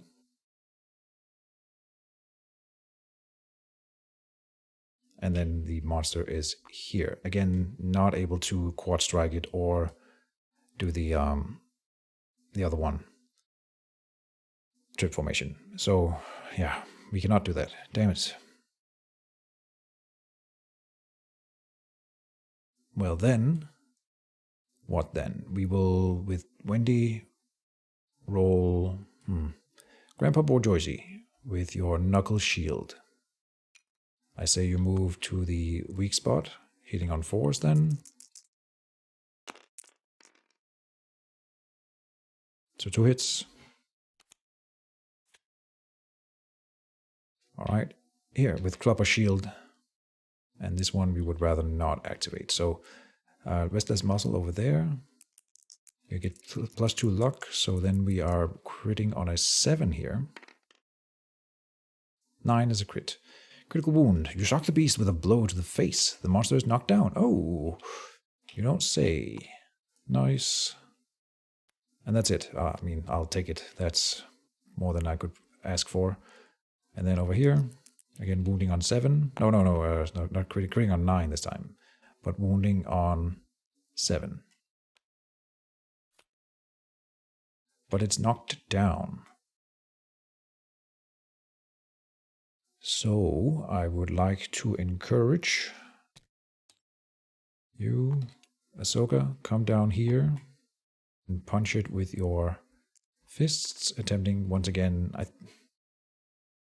I think she has gained the token on fist and tooth, but for good measure, we will take her first, hitting on 3s here. To its first strike this, sure. Oh.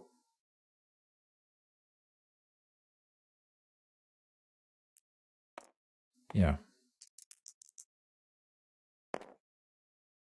Oh, then you, if the attacker is insane, cancel all hits and end their attack. The attacker is insane, yeah, 3 brain, okay. Search and try again. Get the survival back, and then roll to attack, hitting on 3s. 1. It's the trap. God damn it. Okay, 7 down this time. So we've been pretty unlucky with the traps this time around. Oh. Trap. No. Here. Remember what it does here. Attacker is doomed. All survivors adjacent to the monster suffer 2 brain damage per monster level. So that's another trauma. 7. Lunacy gain a random disorder.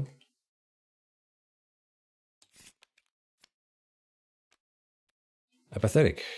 Great. Yeah, cannot use or gain survival. Cannot gain courage. Oh, I do not know if he had the full courage when we got apathetic over here. That might have overlapped. I'm sorry, I didn't notice.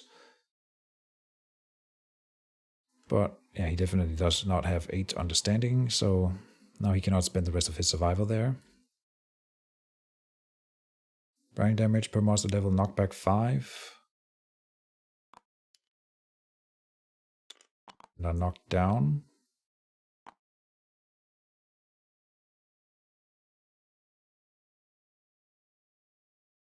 The monster lands on its belly and begins to slide on its teeth. Turn away from the attacker. That was Ahsoka, so it goes this way and into the corner. Then we shuffle the hit location deck and we continue our turn. For the record, we were at green had attacked and white had attacked. So red will go for the ore vein. 1 die only. But +2. 3 is 5. Find 1 iron storage or iron strange resource. Sure. I'll run. For red. And then she can move, so move here. 4. I don't know that you want to attack. Well, I think we do. There. Sure. Because it's going to do a thing and then attack anyway, right? And then, I mean, I was trying to set up so we wouldn't be hit by diabolical, but that wasn't possible, I think. Because it's going to do a thing and then do diabolical. So let's just try to wound it. Fist and tooth, because he can't do the other thing. 7 is a hit. Minus toughness for this location, good. So we are wounding on 5s, critting on 9. 7 is a wound. And then blood and spittle erupted from the screaming antelope's wounded undermaw. If the wound roll is even, suffer 1 brain damage. If the wound result is odd, gain 1 insanity. So this was nice, getting just 1 insanity here. Okay. And that is our turn. Next turn. Yeah, because we're not going to do anything else. So then, screaming antelope. It's not within range of the nightmare flute. Then closest knockdown survivor. Oh boy. That's not too bad. Oh, this is not too bad at all. Okay, slam. I think I've been forgetting that it has extra speed and damage, by the way, so I don't think it has done many attack rolls. Has it done any?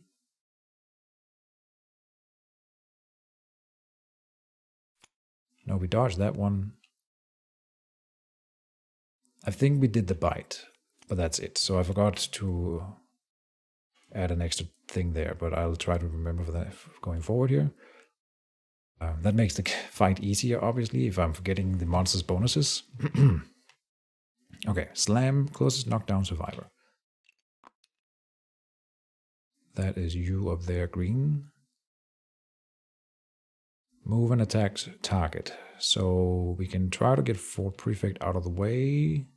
Does he have a dash available? Yeah, because otherwise it's a random hit location attack. Probably not what we want. So I will dash with him. Come up here. Okay, so closer, closer, closer, closer, closer, and then this is also closer technically. Yeah.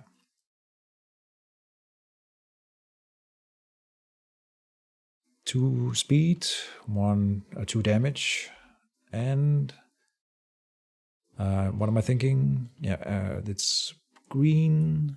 Oh, 2 evade. We could encourage him and then dash so that he doesn't get hit by this. Yeah. You cannot encourage, but you can. Encourage. Oh, he can't dash. Never mind, because he is apathetic. Never mind. He's going to have to soak it up. He's got 2 evade. That still works. So hitting on 4s. 1 hit. 2 damage. Can't dodge. Waste is not death. Good. Alright, and he would stand up here. Oh, the monster's not done yet. Diabolical. At the end of the monster turn, target a random survivor in travel zone. So, random, let's go high for Grandpa.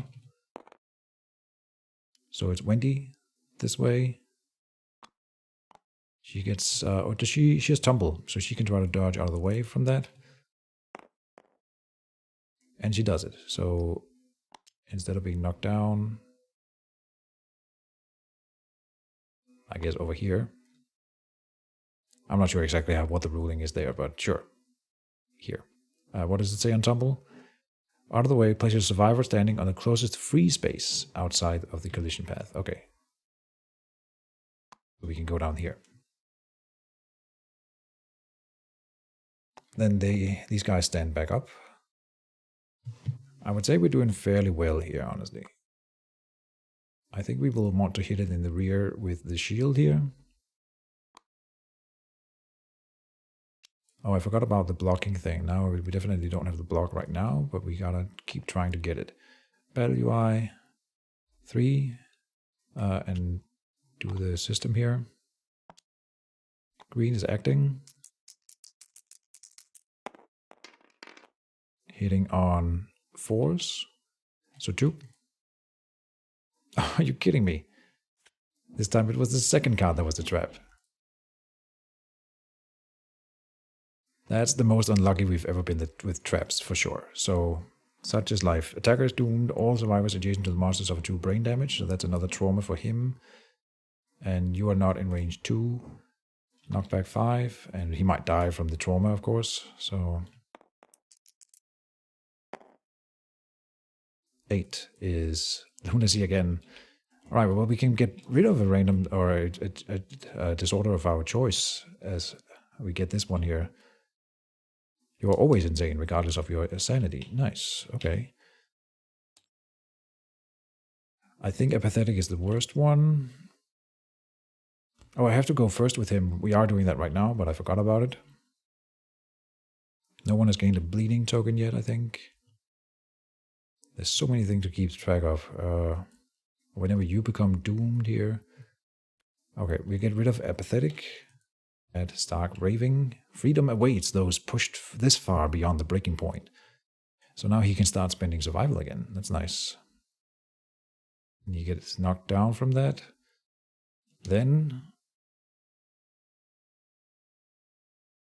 suffer 2 brain damage per monster level, knockback 5, knockdown, and then the monster will slide on its belly, turn away from the thing, and then, yeah, full morph. And we can decide the direction. I don't want it to go through Ahsoka, so I will move it in here. Okay. That was green acting, and then we hopefully we don't get the trap immediately again. Okay. Well, Wendy is fairly tanky. She can take it. So I think she will move closer for sure and attempt to hit it with the spear here. Hitting with both attacks, really, yeah, above 8. Nice. Now we want to draw the trap. No, we would prefer not having to deal with it. Reflex here, full move forward away, or wound, and we would get back kick. Oh, if we are in the blind spot, but we are not. Yeah, we are not in the blind spot, so that's fine. And here we can gain a resource on a 10. 6 is a wound though. And then over here.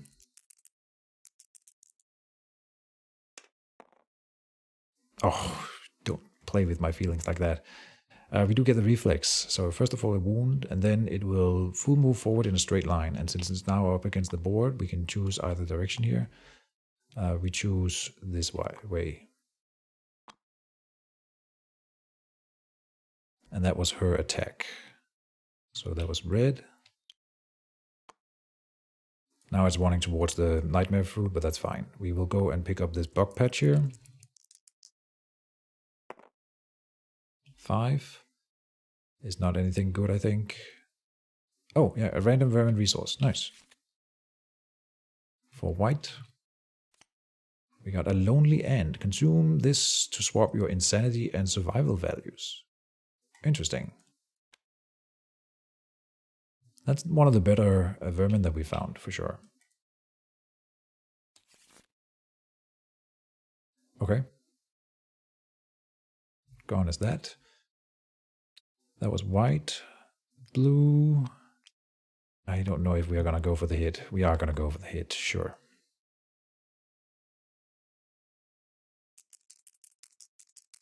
Rolling 2D and hitting on 7s. No hit. I did not go for the blind spot because we just saw a card here that punished blind spots, and that's what we gotta look out for. He can surge to do it again.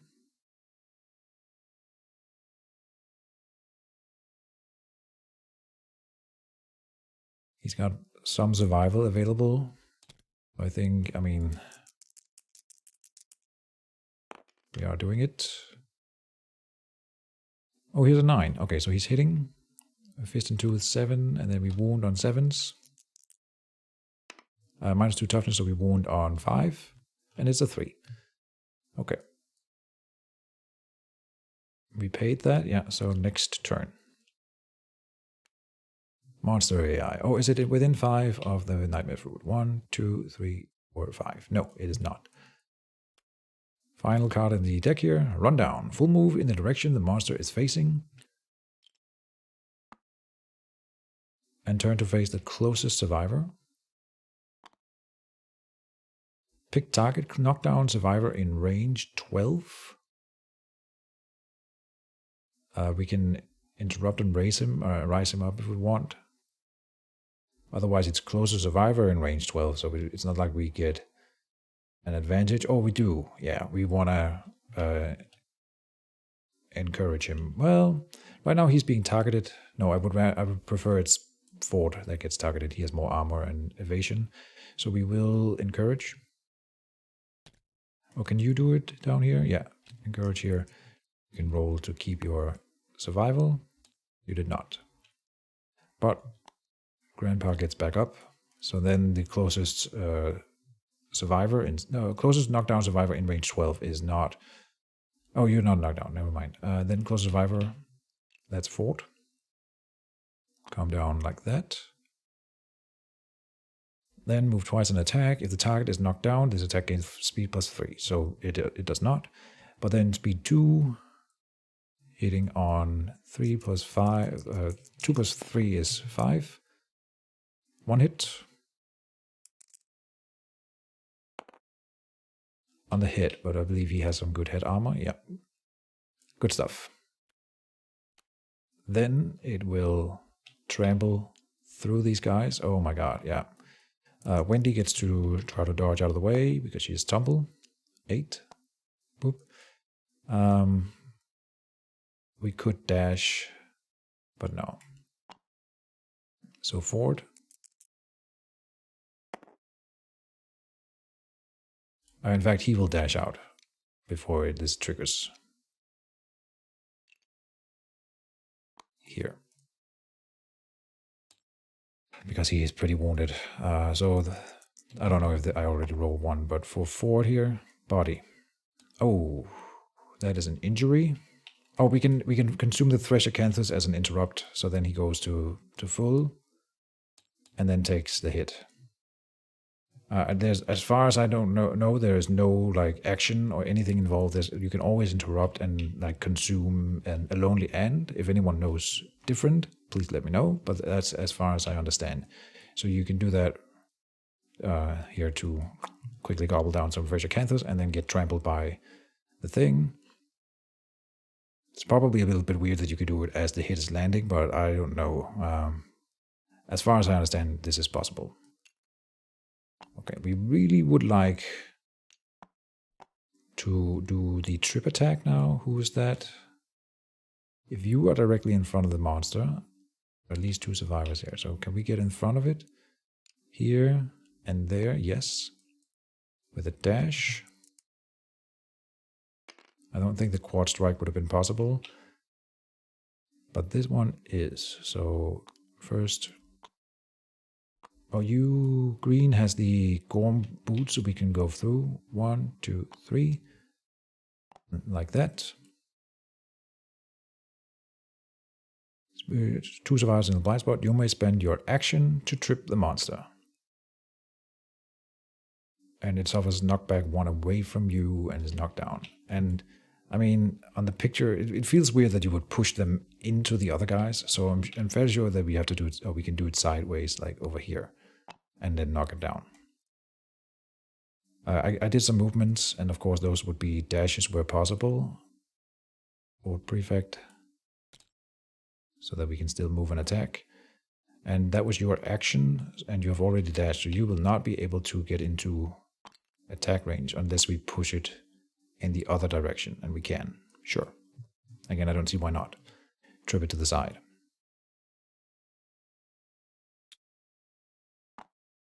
And this is wide acting, so then you will surge. Gain your survival back and attack. Fist and Tooth hitting on 3s. 2 hits. Give me that crit. Super dense. Nothing there and nothing here. Roll them together then. And we are... okay, I'm gonna redo the whole thing. Acid Palm, how does that work? When to your wound attempts when attacking with Fist and Tooth. So it's 1 wound attempt for the whole thing. Oh, sorry, 1 Acid Palm thing for the whole thing. So we are wounding on 3s for this attack. Oh. Oh, and then we get 2 3s. Nice. I'm not sure why this one's here. It would be over there. 1, 2. Yeah, super stance can still be wounded. Okay, so we're down to 3 hit points on it. What do we want to go for, the Flower Patch or Acanthus? I don't think so. We don't care. We will attack with Wendy now. Oh, she moved, didn't she?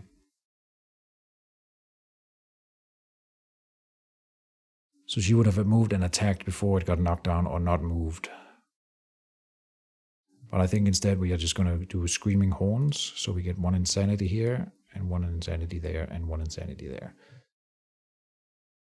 And then she would get one more movement for her turn, but that doesn't really matter. And she can't.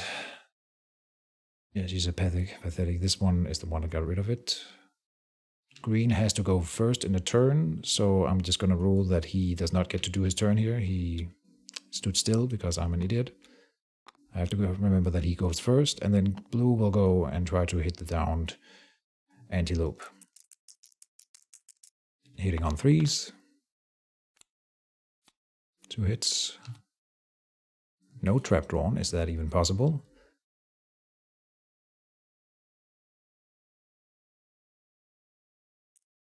Okay, both of them are fine to roll together here. We would crit on a 9, wound on a 7 only, so we do not wound here. Alright, everyone has acted. Now we can surge with people who hasn't surged. I would like to go with Grandpa Borjoisi and the shield.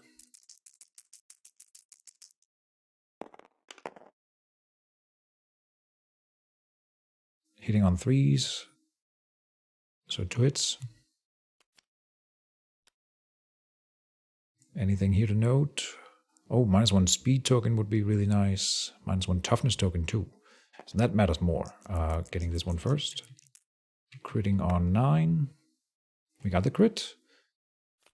So that's a wound and 1 Screaming Antelope resource. Oh, is that the beast stake? It is. Good. That's all we needed. We're never going to fight a Screaming Antelope again if I can get away with it. And it gets -1 toughness as a token. Toughness token. Now we're getting close to the kill here, I feel. Then we're trying to wound the Palate over here.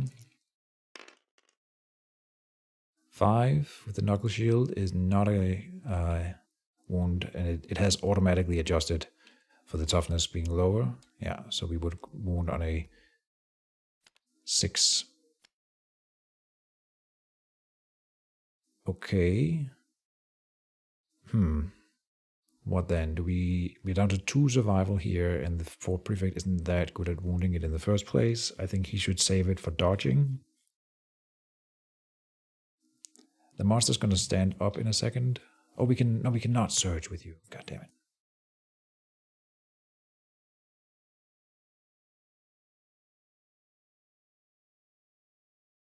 Maybe we go with him. Because, yeah. Well, I mean, it's knocked down, right? So we have the best opportunity we will get to wound it. So, hitting on 3s, 2 hits. First strike. And if we are insane, we would get punished, but we are not. 4 is not a wound. We would suffer a brain damage. And then over here, restless chest.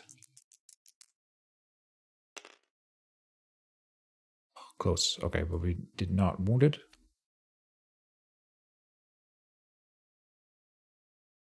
And nothing else happens. Okay. I think I cannot squeeze anything more out of that turn. Let me flip this one on the side to show that it has been used. And then next turn. So the monster, unfortunately, still gets to do something. Run down. Full move in direction the monster is facing. So it's going to slam into Ahsoka here, who takes a damage unless she dashes away.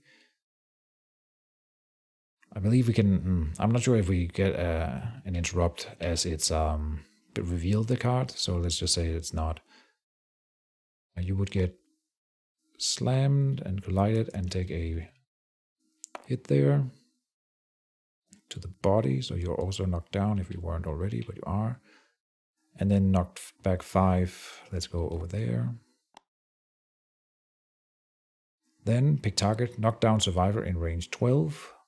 We will want to encourage her so that she is not knocked down.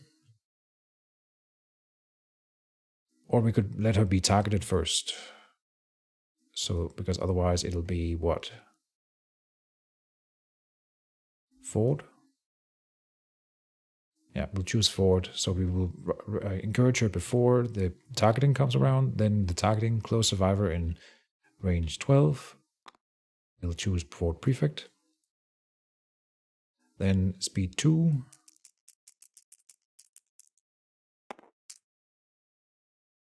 Nine and 4, hitting on, what's his dodge? 3, so 5s, only 1 hit. We can roll the thing, and then also spend the dodge if we want. Oh yeah, that would be an injury, so we are spending the dodge, the final survival for him. Okay, move and attack, yeah, and then diabolical, it will choose to go this way. Knocking these 2 guys down. Here's for Grandpa. Arms, that's lucky. He is very beat up, but not an injury. And as long as we don't roll body over here, we will be fine for fort. Hit, okay, yeah. Yeah, we do want to finish this fight. It's gonna be tricky at this point to not take further damage, real damage. We still have some dried acanthus, but you know, if we could not spend it, that would be better. So I really want to get at it. We've done its entire turn. It is 1, 2, 3, 4, 5 away from the lonely fruit currently. It will go for the fruit. If it gets a turn, we can go here and attack it from the behind with a red player. We will. Hitting on 8. No hit. Okay. Can't even reach with a dash here. And they are knocked down, so I can encourage one of them maybe to move in and attack with Ford, I think. Oh. Let's try to keep that. Oh, I did a thing, but okay. Oh, we get it back. Nice. Move up. Try to hit from the rear. Increases our chances of hitting here. Yeah, he's still not insane, so he can't use the X as much as I want to. Here's a hit. Okay, and there's no punishment, so... Give us that hit. No. No wound. Okay. That, I believe, is our turn. Next turn. Yeah, because Grandpa couldn't do anything. You moved. Oh, we could do Rawhide Headband. Let's do that real quick. We can choose between the Rundown and the Slam. Closest knockdown survivor. Though both of them are targeting knockdown survivors. That's not good. But the Slam is not as bad. So we will put that on top. Then the Slam is drawn. And... oh yeah, it's a new turn, so we can encourage. God damn it. Come here. Lose the survival, encourage, so that Grandpa Joycey is not targeted. Oh, but before anything else happens, it's going to go 1. Well, it can move up here and do it. No question. So it's going to eat the lonely fruit and heal 1.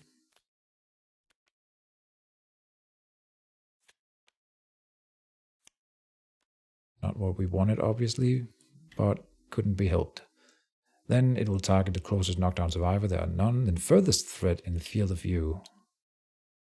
Move and attack. Well, in field of view. In range. Ah, and no target, it will graze. Oh, so it's going to graze now. It won't be able to reach anything. Let's read graze. Full moves to the closest acanthus plant and end the turn. If there are no acanthus plants on the board, it still moves forward in a straight line. But it can try to get towards, so 1, and then 1 shorter here. There and then there. Then it will activate Diabolical. Oh wait, hold on. Can I justify? So like this, and then it needs to go 1 shorter here. But here, this is closer to an acanthus, and this is closer to an acanthus. Yes. And then it'll do Diabolical and run towards us. That's the point. Down to Ahsoka. She will get knocked over here. It was from... oh no, it'll stop 1 short. Let me do that again. She came from here. It'll go 1 up. And then it'll move 1 shorter. Ah, but then it full moves. Oh yeah, no. Oh, come on. Here, then 1 shorter. Yeah. And then down there. Yeah. and then it will land on top of Ahsoka still. Yeah. As it comes diabolically charging towards her. Rolling some damage. Feet, she's still fine. Okay. And then it ends its turn there. It healed during that turn, so that was nasty.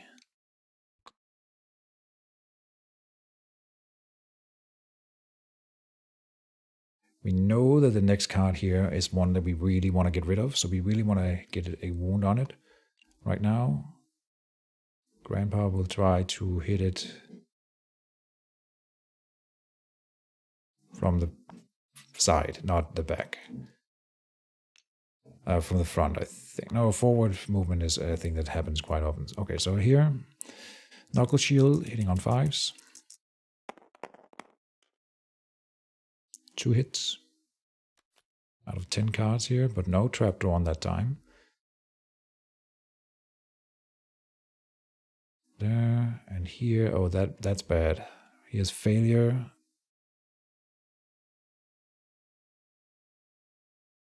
Okay, that's not so bad. Here, if attacking with a melee weapon and the wound roll for this location is 1 or 2, the monster consumes your weapon. Okay.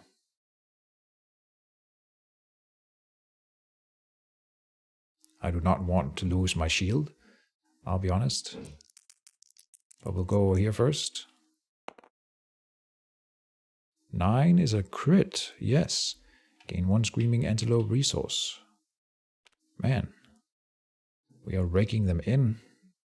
Twitching tiny fingers rain down. All adjacent survivors gain 1 insanity. You are the only one, and you cannot gain insanity. I'm not sure why I've given you 1. Yeah, pretty sure that's still a thing. Oh, that's the thin-skinned here, yeah. We can never get rid of that. Alright, and I'm back. Yeah, what were we doing? We gained the crit here, gained a resource, yes, and do the wound, obviously. Discard that one, and then now we have to go over and do the nasty one. But hopefully we get a crit. It's gonna... Oh, we just have to not roll a 1 and 2. I mean, how hard can that be? God damn it. Can I re-roll that somehow? On a perfect hit, we would gain extra strength. I have not been paying attention to that. Shit. I don't think there's anything. Knuckle Shield is consumed. If attacking with a melee weapon and the wound roll for this location is 1 or 2, the monster consumes your weapon. It is a weapon, even though it's a shield, it's a melee weapon. So, bye-bye shield. God damn it. Stupid goddamn Antelope. That was green acting. Still only 2 HP for it, so we might be able to kill it soon. Can't reach it from here. We could reach it with Ahsoka if we encourage her, but then there's no dodging. So I don't think we should. Green's the one with the rawhide headband. You can't reach it either. Reach the flower patch. Nothing can be reached. I think we have to go closer and try to get at it, because it's going to run towards the Acanthus soon, I think. Which I really don't want. Next turn. This is the new card then that it was healed with. So, oh, this is the buck. At the start of each monster turn, target and attack any survivors in the blind spot. Okay. So at least, I mean, we can just avoid the blind spot, I guess. So, could have been worse. Then there's only 1 card in the discard. Then it's going to do the diabolical, of course. So running through, oh god. We can dash out of the way here.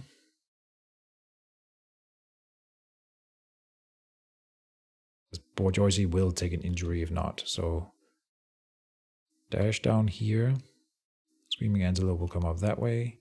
Ahsoka goes flying this direction, taking another hit. running out of body armor, I think. But no, we got a lucky one. Okay, and then you're knocked down again, so you don't get to stand up at the end of this round. Okay. We need to land 2 wounds on it, then it dies.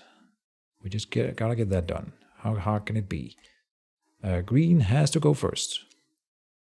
We will not go into the blind spot. We will go down here. Now we don't have to move. We can shoot it with the bow. Cat got bow, 2 dice, hitting on 5.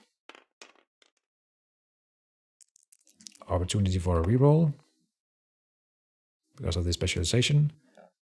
2 hits, and on a perfect hit, you gain 2 strength until the end of the attack. So that means we are wounding on 5s. There's a good chance that we end it right now, unless we draw the trap. We did not draw the trap. Okay. And we are wounding or critting on 9, so good stuff happening. Anything here? Failure will punish us if we have a melee weapon. We do not, and this one doesn't matter. And here we can gain a resource. It doesn't really matter with the order, though. Yeah, it doesn't matter with the order.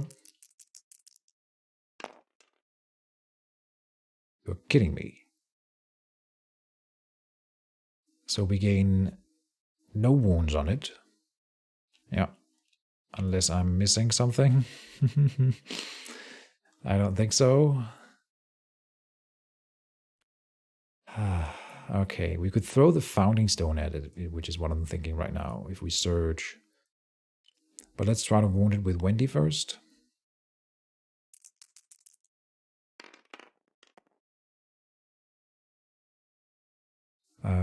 Oh, that's hitting on 8s, so no hit. That was Brett moving. Oh, where were you? You were here. 1 or 3. Cannot run around to get to it. We could run to the blind spot. What is this card? We know it's going to be the slam. Yeah, it's not that bad, this one. It really isn't that bad. So I don't think we have to throw. What's the basic action, though? And see, that one's worse. So we don't want to do 1 damage to it. If we do 1 damage to it now, we will surge and throw the founding stone to kill it. But we are going to hit in the blind spot here. Yeah. The buck isn't that bad either. I mean, so here goes nothing. Hitting on 6s. And he cannot surge to attack again. We can encourage Ahsoka, who can make it in and attack, but then we cannot surge and throw the founding stone after that. But she can surge and attack. Right now, Ahsoka is being targeted by this, and that's not so bad. But the buck will also trigger on Ford. It's just going to do a lot of damage in 1 turn, and I don't want it. So we will encourage, stand you up, go for the kill.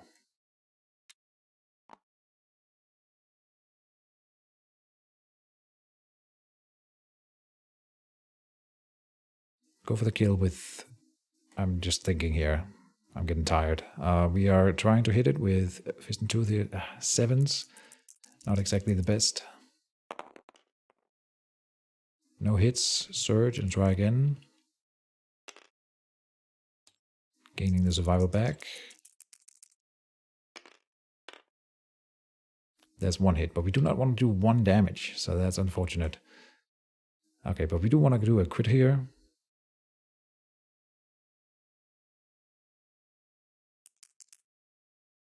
We also do want to do a wound. Oh, it's a crit. Another Screaming Antelope resource. Can't complain about that. And then we don't get the wound effect, which I kind of wanted in this case. So the slam is out. And then it's going to buck at the start of each turn, because I don't think we have any interrupts to do here. No. Next. So buck and attack Fort with It's accuracy 3 here, so plus 3 for the evades.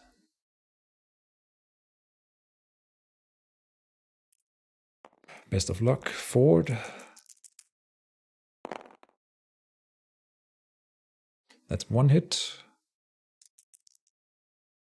We have dried acanthus, so we can't die from this. Waste, we have armor, nice. It was just 1 damage, yeah, so 2 damage. Okay, good. Then it's going to do its basic action because there's no other options.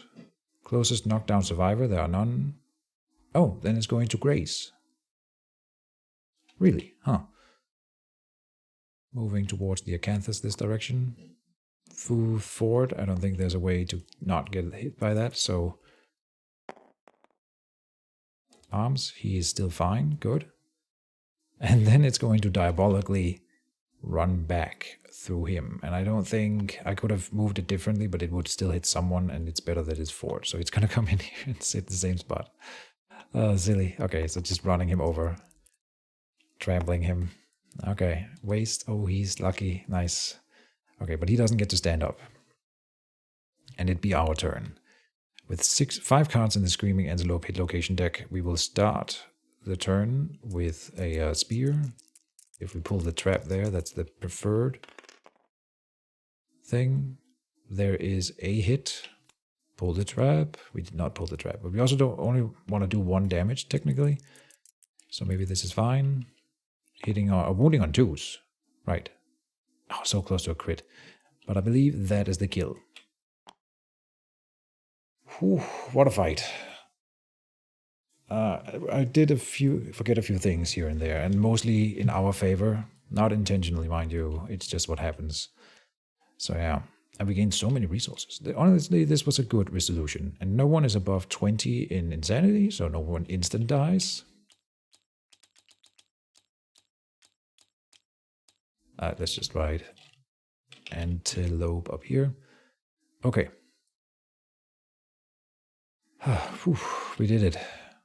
200 XP for everyone, and that triggers something for you, but we're also getting dangerously close to finishing people off with that, like retiring them, and that's why we also didn't bring some of the higher tier dudes.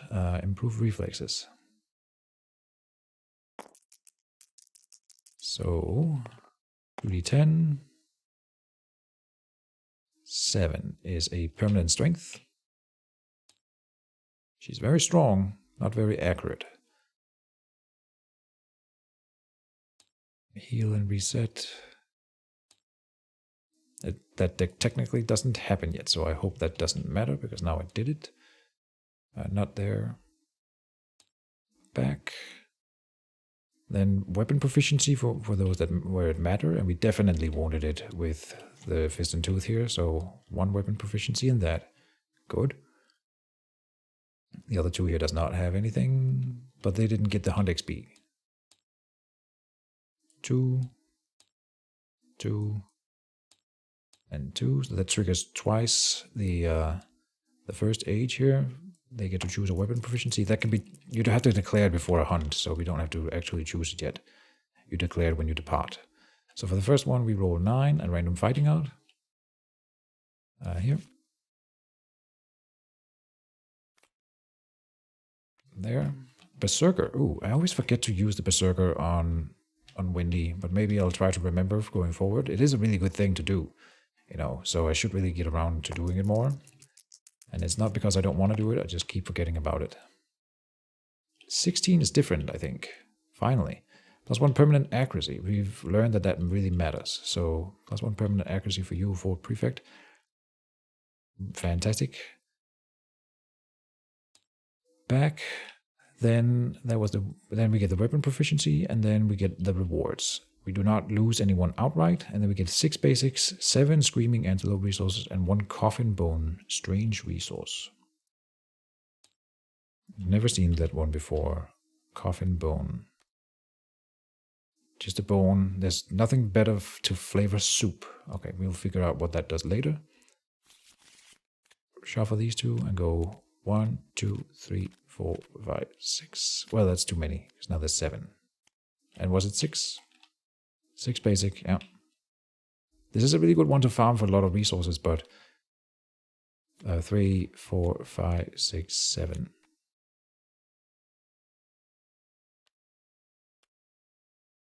Okay, not 7 apparently. 6, okay. There, we've almost emptied the entire Antelope resource deck then. Not too shabby. Then we will have to go through here and see if anything here triggers here. Yeah, when we gain this, we may give insanity to someone. So, 1 for you.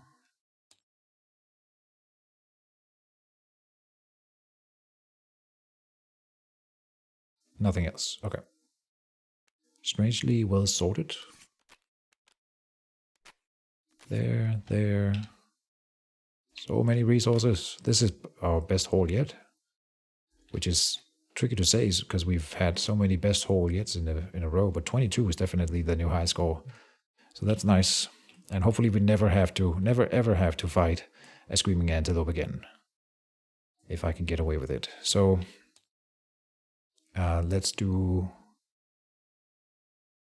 Here we are in year 12. Principal conviction. Oh. Well, maybe I'll sort this out first. Well, we don't have to do that on camera. Will take a while. Let's do principal conviction.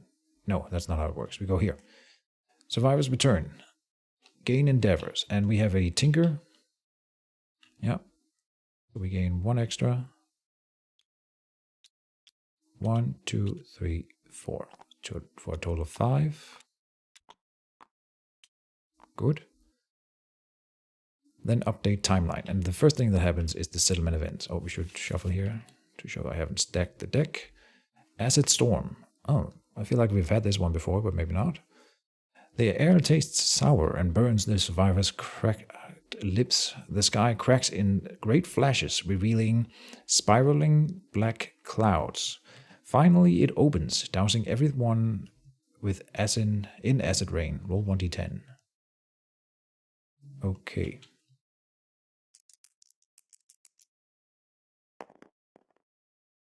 A 1. Each returning survivor must archive a gear of their choice. Oh, jeez. Okay. I mean, a Dryad Acanthus is an easy choice, I think. Here as well, there's nothing else that I would want to lose. Here, a bandage is not that expensive, but... Oh, Founding Stone. And... Dryad Acanthus. Pick that one up and put it somewhere else. Not sure what to do about this Muramasa Katana. It seems really good, but then when you critically wound with this weapon, gain 2 bleeding tokens. So you need to run a bandage on the same character, I think. It's sentient, so you have to be insane to use it. Deadly 2 means you crit more often, so that's great. And then sharp and frail. Frail means it breaks easy, and then sharp, I forget. So, I mean, it sounds like a really good weapon. We haven't gotten a katana specialist yet. That's an entire weapon type of its own. So we would need to start training someone up in that, but I'm not opposed to it. Like, it could be Grandpa Bourgeoisie. You're always insane. So that sounds like a good idea. Let's go katana for you. Sounds good.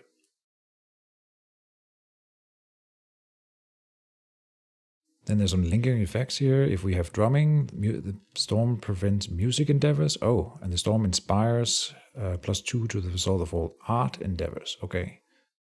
And we could do some nightmare training in the acid storm, where you burn to death if you roll badly, but then you can gain acid palms. We are not interested in that. And then if we have cooking, we could do a founding stone. Okay, don't care. But we do have to linger it here, or we can just put it there, I suppose. I'll put it up here to remind myself. That was the draw settlement, and then trigger story line. So, principal conviction. Okay. The survivors must find a reason to be. Oh, so it's not like a conviction as in a convict, like a prisoner. I thought maybe this would be like if someone... stole some food, we would have to convict them of a crime.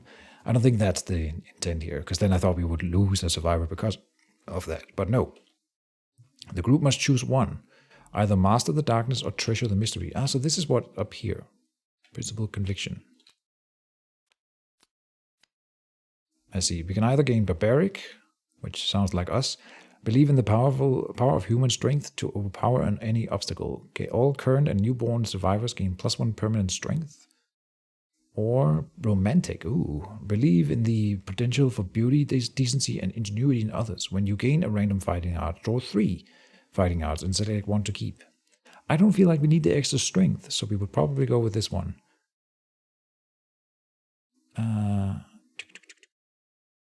Hands of Heat, I remember being a fairly bad one. Let me check that out real quick. Or we can get the Bone Witch.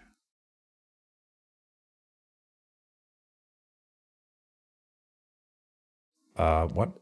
Lose all resources, including the storage. If 10 or more resources were lost in this way. Oh, it's the same over here? No way. Why is this game so obsessed with destroying my storage?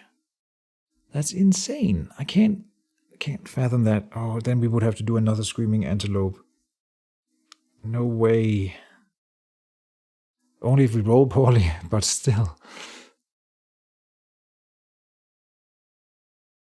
So I guess we can't avoid that. That's a 50% chance, no matter what I do, that we simply lose all resources in the storage. Why game? Why did they think that is a good game design? I'm trying so hard to build up a cool storage and have stuff available, save for the right things, and then they just want to wipe my progress. This gets me mad.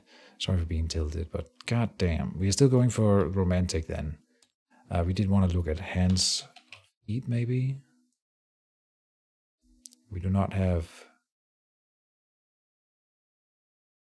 the Lantern Oven yet. No, we'll do the other one, but yeah. Why? Why? One more maximum survival. And I like that thing about the fighting arts, because there's some really good ones and also some bad ones, so now we have better chances of getting the good fighting arts. Then we will roll 1d10. It doesn't say that I'm nominating a survivor here, so I wonder... I've been wondering about this for a while. Survival of the fittest. You can, once per lifetime, a survivor may reroll a single roll result. It doesn't say that it has to be their roll result. So I will spend a lifetime reroll on this from some random dude in order to avoid the 1 through 5. Just to reroll it. And you can't keep doing it, because then it says they must keep the new result. But we can spend, as far as I'm aware, we can spend anyone's character's roll result or reroll on any roll. We don't need it. Hell yeah, man. Okay, whew. Nominate a survivor then. They gain +4 understanding and the following ability. Legend Caller. Once in a lifetime, on a hunt board space after overwhelming darkness, in place of rolling a random hunt event, use 53 as your result. Okay. Just out of curiosity, what is that? Mask Salesman. Ooh.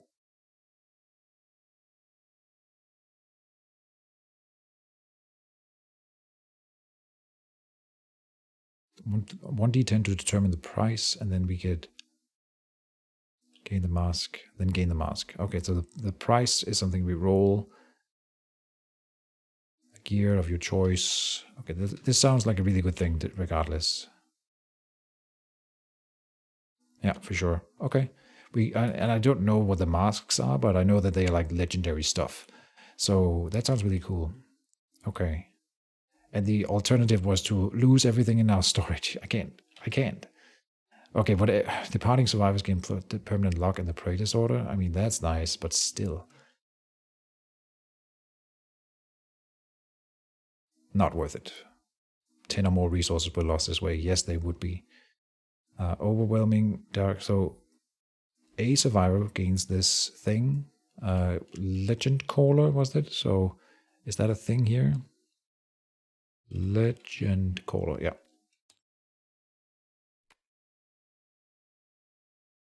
Who can use +4 of understanding? I could think of one character who would like to get +4 understanding. So 1, 2, 3, 4, and an ability for you.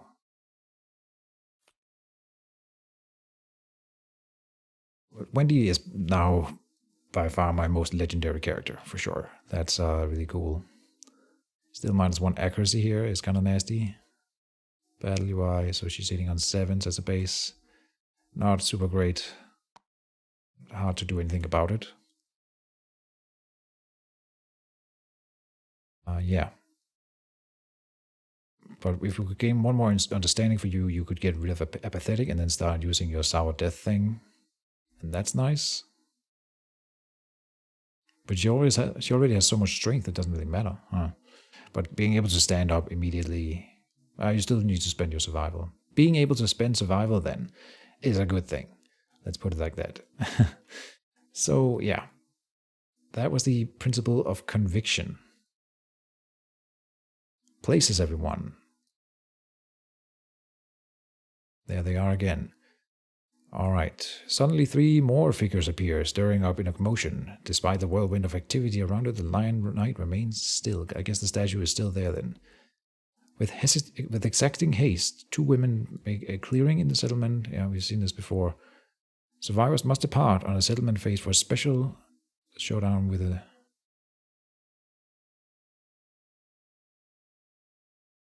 Choose the departing survivors now and nominate them to take the stage. And... Oh, so we do that immediately. Right, it's an interrupt kind of thing again. Clean up. I'm probably going to pause because I'm not sure who I would want to bring here, but let me do a quick pause and find... All right, so here's a quick setup of the departure. I might fine-tune it for the next episode, but let's see here. We have all my bitches on the left side here. Wendy had to skip this hunt, so I think it's fine to bring you in here. Then Borjoyce stays, bringing the katana.